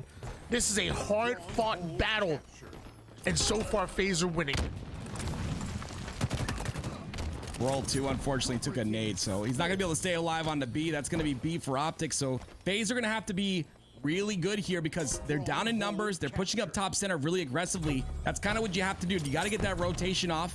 With World 2 spawning on that OS side, now they've got numbers back on this C side. They get Formal down, and this is the opening they need. Double kill. Big double kill by Frosty. Working on the one-shot player in APG. That's going to be a triple. And once you have the numbers like that, it's so easy for FaZe to just dive over toward the B side. They should be able to snatch that up. Luce is going to do everything he can to stay alive, even bouncing back that grenade with the repulsor. But how much can you do when you're by yourself? Halo Infinite's the ultimate team game, and Trippy might have gotten the ultimate team spawn. Just gifted the overshield on that one. Yeah, this OS is big. He's got all of it remaining too, even while putting a lot of damage in. FaZe gonna opt to go for this A side, and look at that, the selflessness of Snakebite to drop the snipe down for his Slayers. They're gonna have OS pushing them, and that's why he dropped the sniper for this reason right here. The double kill from World 2. That's a huge double that allows them to get A. They have B almost as well, so more time on the board here. 133 to 121 is the scoreline. OpTic trying to take B back. Don't call him World 2, call him by his full name. Show respect, it's Royal 2 Snipes. As he saw him get a beautiful double kill. Trippy down to one shot, and now gonna do everything he can to try to stay alive over toward the green side. Formal gets himself a big nade onto World 2. That's gonna slow him down just a bit. The double cap still in favor of OpTic Gaming, as Trippy is already diving over toward the C side, but did he know he was getting into a 1v2? Lucid didn't have his help quite just yet. The timing just a bit off, and FaZe are gonna capitalize on that mistake in the push. Luckily, OpTic are going to push over towards Alpha, so still with double cap in favor of OpTic. Just a bit of a swap when it comes to the Strongholds. Can FaZe put their second on the board. Gotta look at the top right of your screen, though. Frosty 21-8, having an incredible game thus far. And even with FaZe Clan outslaying OpTic, OpTic are still keeping up. They're in the lead, actually, with 146 to 144. So objective efficiency is the name of the game for this OpTic roster. We've seen it time and time again. At Orlando, we saw it at Worlds as well. Very disciplined team. It's definitely starting to shine. Overshield coming up here. It looks like World 2 might have been able to get this first sights on him, but he doesn't get burnt. World 2 stays alive with the overshield. Immediately converts it to a double kill. Snakebite gets himself a perfect kill right there. So all of OpTic Gaming getting wiped off of the face of live fire here. Now OpTic forced to spawn over toward the A side. FaZe are going to allow it to happen. Now they're going to cut off those exit routes, and World 2, he whipped out the pink mist. OpTic don't fear it. Yeah, they get one, which means OpTic smell blood in the water. You're going to see the full push on top center. Frosty's isolated on overshield, so he's going to go down as well. But an incredible trade here on a Renegade. Gets one, can't get another, though, so that means OpTic are going to have control of A and C as long as they can get one or two more slays here.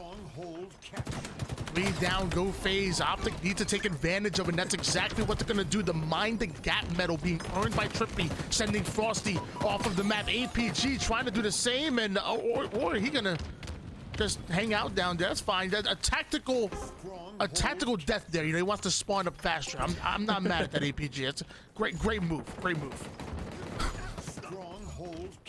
It's going to be tough here for FaZe to break through as Formal has a snipe on the big door, but look at the pressure from both sides.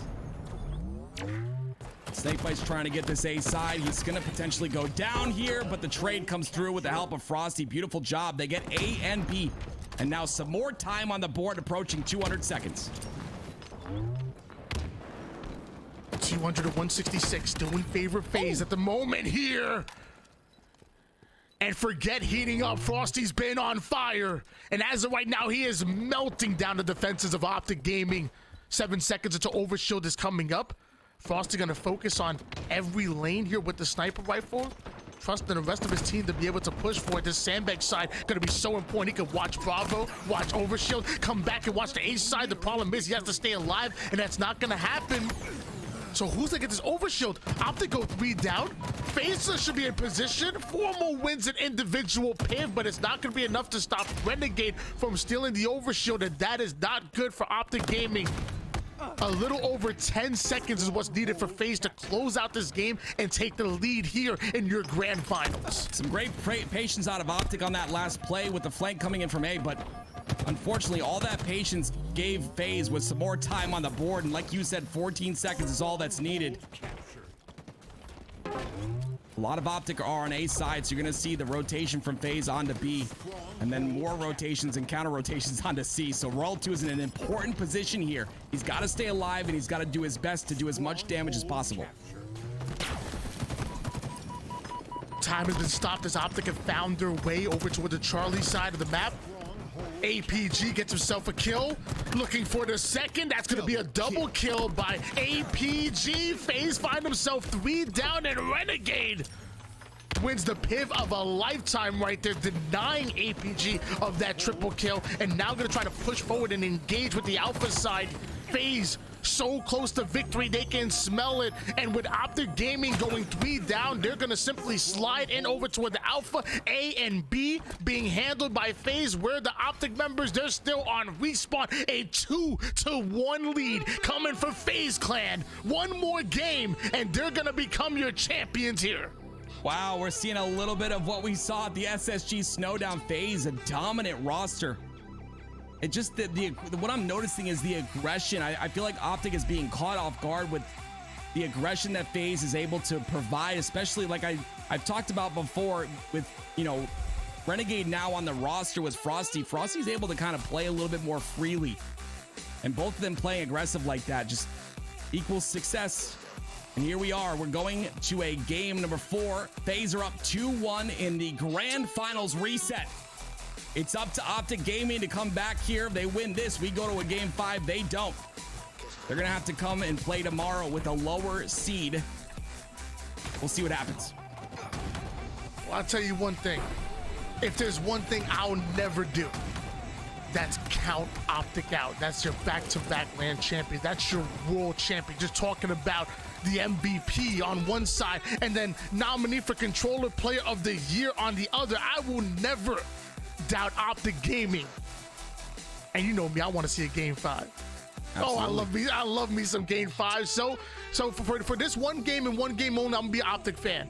Okay. I want OpTic to win it. Send us into a game 5, and then at that point, I don't care what happens. I just want to see some great Halo. It's gonna be here on Streets, on Oddball. We're gonna see what happens. I'm on board with you, Tony, right away. I like the efficiency of OpTic here. They get the shoddy and it's as well as the ball rotated towards A.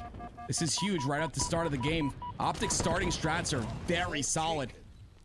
3 down for FaZe right away, and this provides OpTic some incredible map control.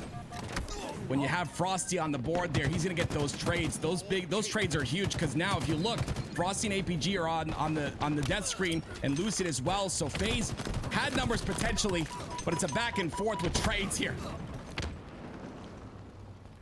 Great kill on a snakebite on the first one, but he's gonna be cleaned up real quick, and I love Formal with this Stalker rifle.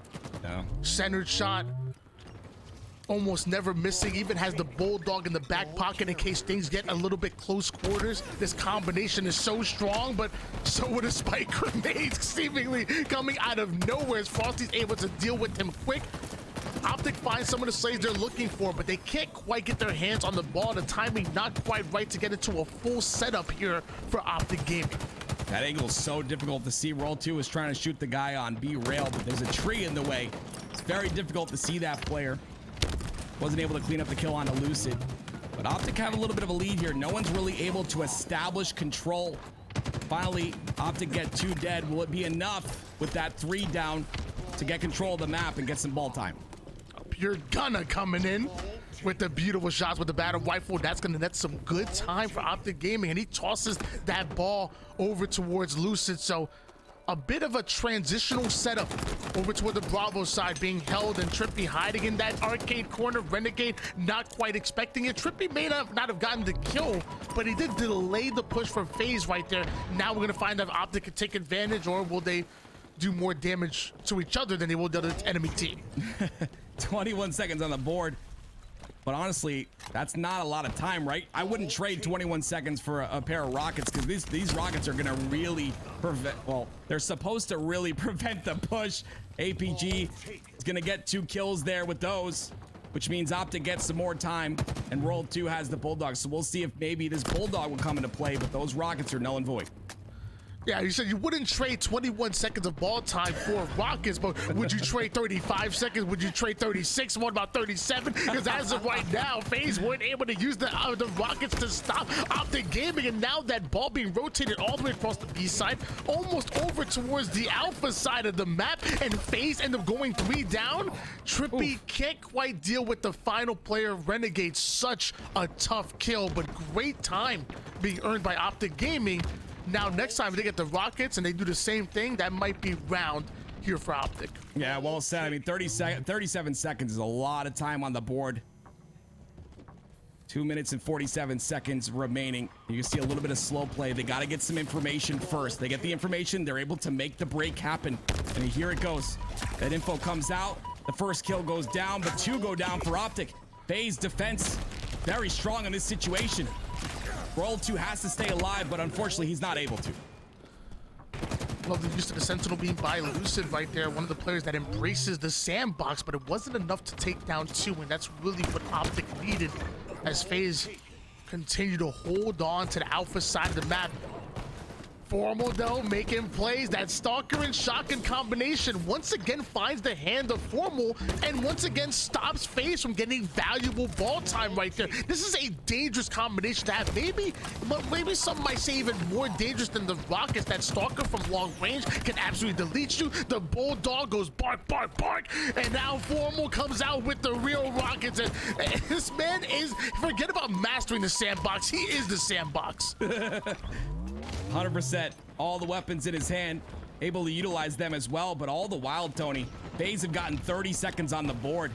With all those slays going through, it's not necessarily what you would think would happen, but Formal, last rocket in hand, is going to whiff that one with Lucid down and now Formal down. That's going to be at least 15 seconds on the board for this FaZe roster, but they can't really get this ball. Trippy is guarding it pretty well.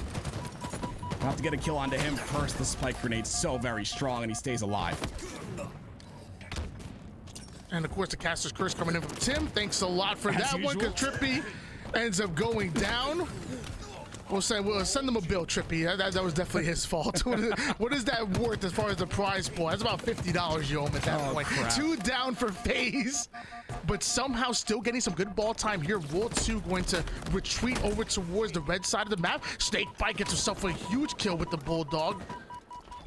Not many times you see reptiles bark, but we're gonna see that coming out of Snakebite here.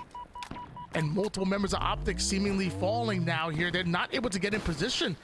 Ever since Trippy went down in that situation, FaZe kind of have controlled this side of the map and they're not letting go. Rockets are coming up. FaZe are controlling it. Can OpTic get in position here?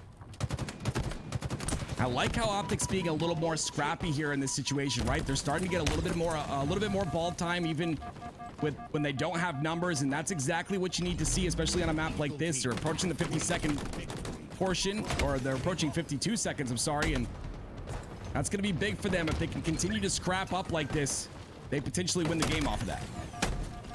Oh, Snakebite puts the Bulldog to use against Formal himself, the one who's really been manning the Bulldog almost all game.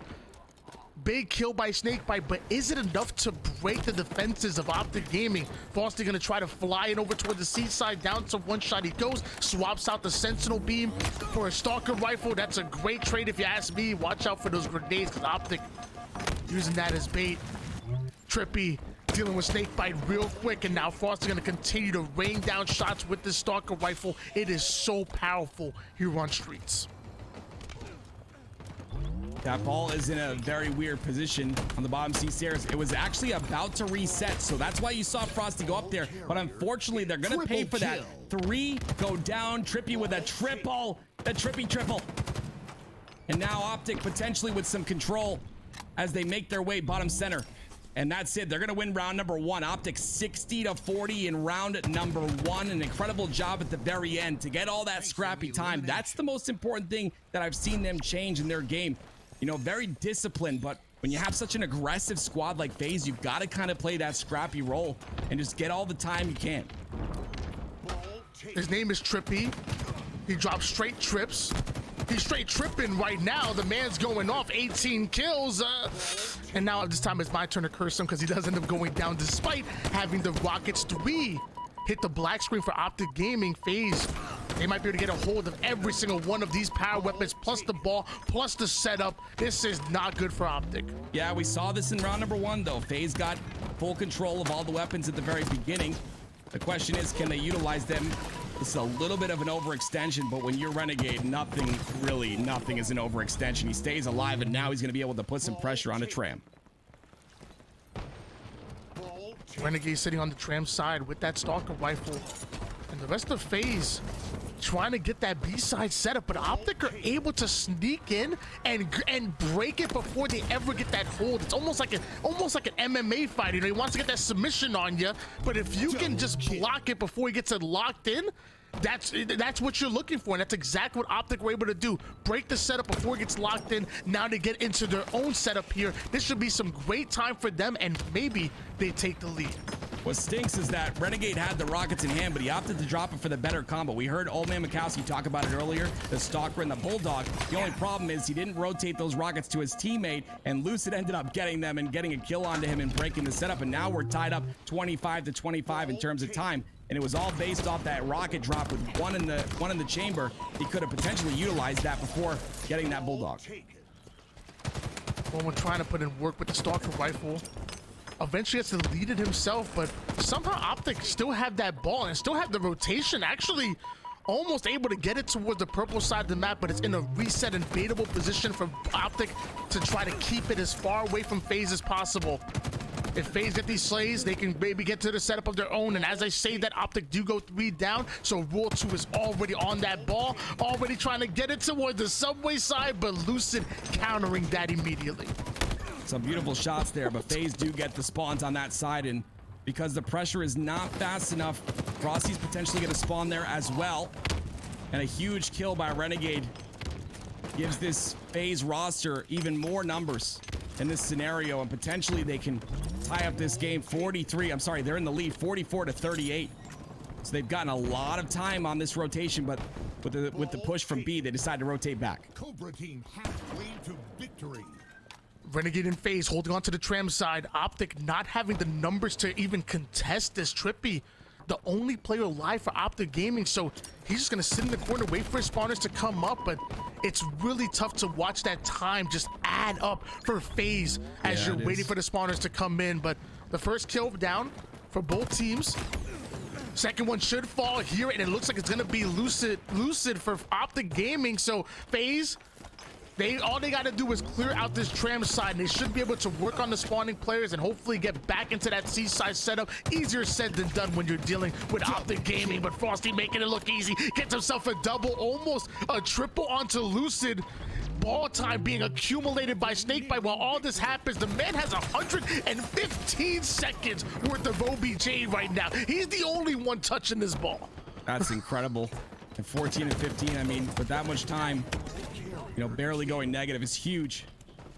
But I got to talk about that push from OpTic. They had a great push on the tram, right? But FaZe did such a good job of just kind of rotating around and playing their life. They get all this time because of it. Now 8 seconds away from winning round number 2. And if they do that, we go to a round number 3, and potentially they can end this series there. But OpTic look like they want this. They're playing like they want this as well. Incredible plays by Frosty though with the, oh my goodness, the triple, the overkill! Frosty out of nowhere. The beautiful over with the stalker. Frosty might have busted this game wide open because they only needed about 7 seconds in order to win the game. He puts all of OpTic onto the black screen, allows Snakebite to finish off the final seconds here. What a play by Frosty with the overkill, shutting down OpTic Gaming. One more round and FaZe are taking this tournament. OpTic, you better wake up. Yeah, and you got to feel good about that one, right, Tony? Going to this next round, this last round, Frosty is going to have massive amounts of momentum. And he starts off with a kill right there. He's moving very aggressively here. The rocket's in the hands of FaZe. We've seen it in both rounds here. We're also seeing it in round number 3. FaZe's opening strat very solidified as they get all the power weapons once again. Frosty now trying to rotate this ball back over towards Snakebite, who only has the rockets, but the first 2 kills go in favor of OpTic. Ball taken. Not exactly what you're looking for there, so now FaZe have to reset as OpTic are now trying to move that ball over toward the A side of the map, which is exactly where OpTic are spawning. Snakebite gets in position with the rockets. That's going to be a huge kill as he takes down Lucid. Another player of FaZe now pushing over toward the B side, so you have a two-pronged attack coming in for FaZe as they try to snatch up this ball away from OG.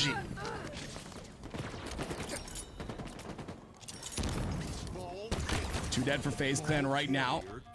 The numbers are evened off though because of, I believe that was Renegade, but they know exactly where they're spawning on that PD side, so they can essentially just kind of poke and prod.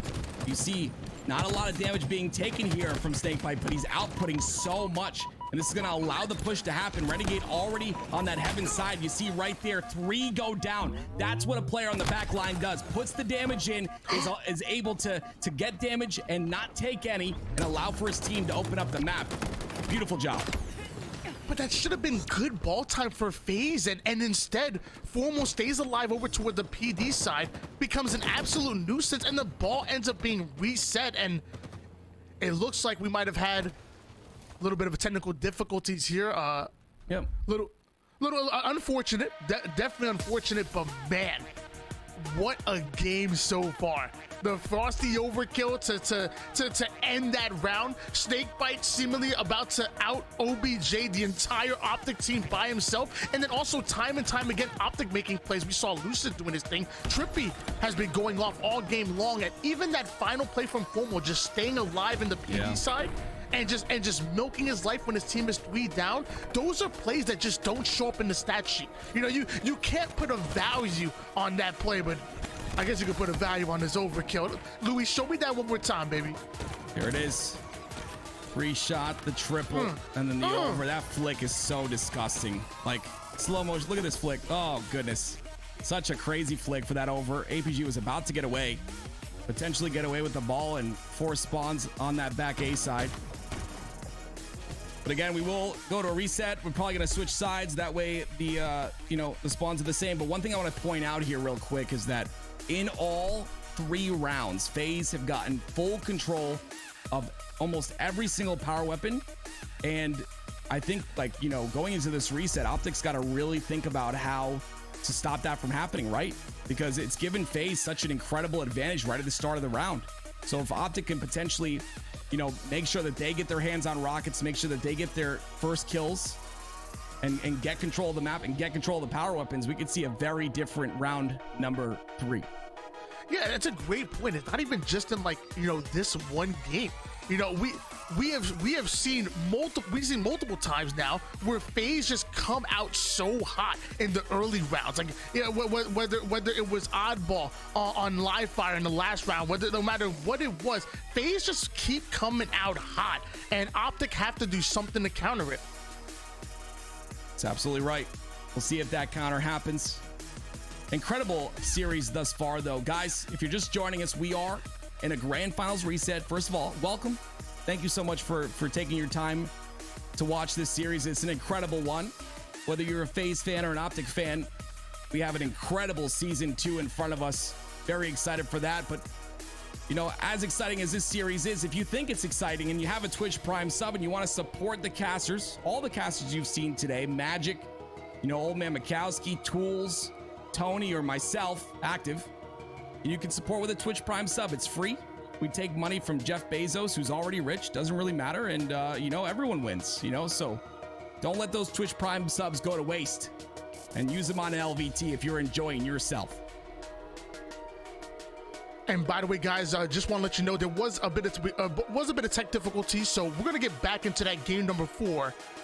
No winner's been decided yet. No game 5 just yet. Even though I'm trying to speak it into existence. You know what I'm saying? I want to see a game 5, but it's not decided just yet. Waiting on the admins to tell us, what exactly is going to be going on here, what exactly the ruling is. Luckily, I'm not one of them because I would never want to decipher this. They get yelled at all the time, but they get none of the praise. That's all I'm saying. So Streets Oddball still win this game number 4. And it's still OpTic that are desperately trying to fight at this game number 4, desperately trying to send us into that recharge slayer. FaZe have already reset the bracket, Tim. How crazy that in the grand finals, FaZe have already reset the bracket, and they are now 1 win away from becoming your champions here and getting that top seed going into tomorrow. What's crazy to me, Tony, is like we, back in season 1 at least, we a lot of people called OpTic the online team, the team that was really good online, and then they ended up winning Worlds and they ended up winning Orlando as well. But I still think that OpTic is a very strong online team. FaZe, on the other hand, you have Renegade, who can't stand online. He hates it. You have, Snakebite, who has internet issues, and World 2's in Canada. So we got a lot of players on this roster that are online. But what's wrong with Canada? There's nothing wrong with Canada, but it's far away, Tony. It's far away. It's very far away. You got a problem with Canada? I love Canadians, Tony. What's your problem with Canada? I love them, eh? But listen, like that's the biggest thing, right? So it makes Charlotte so much more interesting. I think both teams will play very good on LAN. I love the way this game plays on LAN. I think it's beautiful. You talk to any pro player, and they'll say the same thing. This game is incredible. It's an incredible game overall, but on LAN, it's beautiful. Here we go, guys. First to one round. This is the last round of the game. This wins it all. The person to win this, if it's FaZe, they win the entire thing. They move on to tomorrow with the higher seed. There is tournaments on Monday and Tuesday, guys, just so you know. So make sure we catch you here tomorrow as well. And right off the initial break, we've got already FaZe with the power weapons in hand once again. Yeah, we know right now. We know that Tim loves Game 5, so he wants the OpTic win, obviously, so we can see a Game 5. He loves LAN because he doesn't want connection involved, and for some reason he hates Canada. I don't know, guys. I don't know what's up with this, but Grand Finals, Frosty coming in with a double kill. We also even see the Stalker rifle do so much damage, which really allowed that double kill to happen. And now Renegade with the assault rifle in hands, chasing one away, able to deal with Lucid. OpTic thought they might have gotten an easy setup over towards the tram side, but everybody in this game is able to make a play on either side. Great milk of the life there by Snakebite on your screen. It makes OpTic 3 down, gives them control once again at tram. You can see how patient, slowly going in there just to get some information, make sure no one is on that flank. There was only 3 down, so there's a member that they didn't know where he was. They were making sure that player was on the play. I believe that was Lucid. But again, in the hands of Snakebite, another power weapon. It's the Stalker. This Stalker rifle, so much ammo in it. You can really just put separation between you and your opponent, because you have, against anybody in this lobby, like, you know, the Snakebites, the Royal Twos, it demands respect. But if you kill the players around the Stalker rifle player, at that point you put them in a 1v3, and that's exactly what OpTic Gaming do. They can't even respond to play the ball towards the mid map, so this is kind of free time happening for OpTic Gaming, and rocket launchers coming up as well. Great play by Frosty there. He almost won the fight. Due to the gravity, when you drop off a ledge, you're a lot faster, so he drops off the ledge, almost wins that one. And now we're seeing a little bit of a change, right? 2 down for OpTic, but Formal has the rockets in hand. He's not able to get a kill with them. That is huge.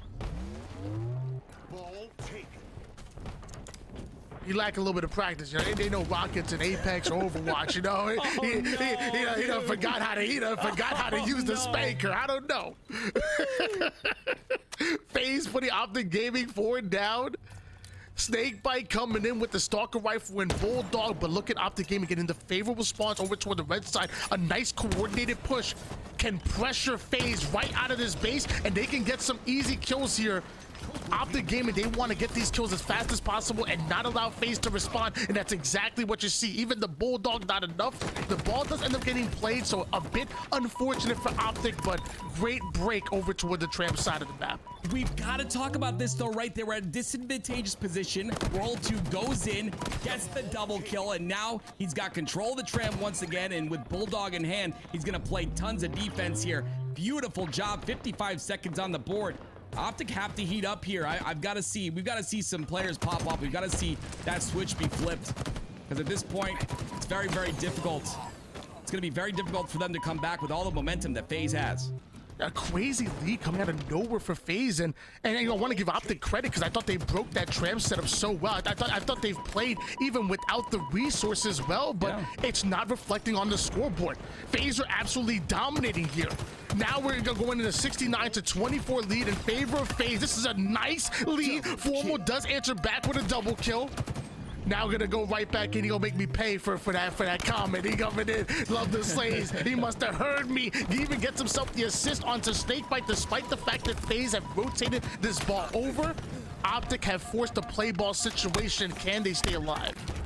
This is the thing though, OpTic just played that really well. They do go 3 down, which kind of diminishes my point, but they played it really well with their bait and switching. You can't really take on a 1v1 versus Frosty or Renegade. It's 2 of the best players in the game. Like, there's a reason why this roster is so very good. The individual skill is disgusting. You've got to bait and switch. You've got to take angles differently here, or you're gonna end up 3 down like they are right now. Assault rifle out for Trippy. Jeez. 3 down for both of the teams, so a little bit of a 1v1 situation, and that ball sitting in no man's land over toward the Bravo side. Both FaZe and OpTic are trying to surround it here. Don't want to allow either one of these teams any scrappy ball time, so these slays are going to be so important. It looks like OpTic the first one to go 2 down. APG answers back with a critical kill, making a critical double kill. Despite the fact that OpTic go 3 down, APG is still alive and still able to use this ball as bait, so FaZe can't overcommit to it. A great play by APG. Yeah, great job by Roll 2 as well to stay back in the base, but again, Those are the plays you need out of APG and all of OpTic. You need players to come out and win those low percentage fights. Unfortunately, 4 go down, 2 are on spawn for OpTic, and that means that FaZe has the ball in hand, and they're approaching 12 seconds remaining is all they need. Make that 10 to win this whole entire thing. 7 seconds. Tony, they're about to win it. OpTic have taken control of the ball, but just a few seconds left for FaZe to come out with the win. So just one break is what's needed here. APG on screen doing excellent damage, but his teammate does end up going down to Lucid. Trippy's gonna try to clean up Frosty as they try to push over toward the alpha side, but where did Renegade come from? Bulldog and Stalker Rifle, this might be it. I don't know if OpTic Gaming can deal with it. The double kill, almost able to get the triple. Royal 2 sitting on the B railing side, and thankfully Lucid got the rockets, but nothing, absolutely nothing done as Royal 2 quickly deals with them, and that ball gets reset.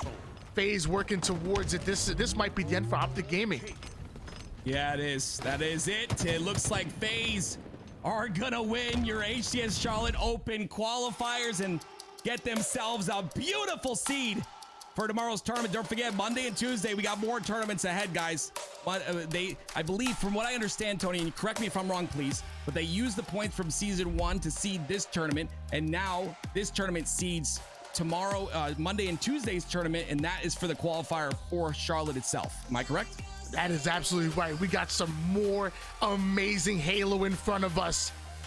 But it's tonight that FaZe are your champions. Woo! To get knocked down into the elimination bracket to begin with after a grueling game 5 by G1, and then have to fight their way through the elimination bracket. They had to claw their way out into the grand finals, into the bracket reset. The green wall crumble as FaZe going into tomorrow with so much confidence. My gosh. What an incredible tournament overall. So many game 5s today. I think at one point, our stats man, Mr. Snow, said 30% of the games today were game 5s. That is an incredible statistic to have when you're talking about Halo. And it just goes to show that HCS Season 2 is going to be incredible. And I cannot wait to watch. Woo. Oh, man. Tim, I'd have missed casting for before Halo, man. Oh, me too, dude. And especially at this level, you know, I didn't care who wins. OpTic, Native Red, I don't know, Reality Check. I couldn't care who won. I just wanted to see some top Halo, and that's exactly what we saw from beginning to end. How many upsets have we seen, Tim? How many game 5s have we seen? And even this grand finals where this new rivalry, because let's be honest, it's not going to be the last time these two are going to mix a little bit. It's going to be FaZe and OpTic in grand finals for a long time. They're going to be matching up.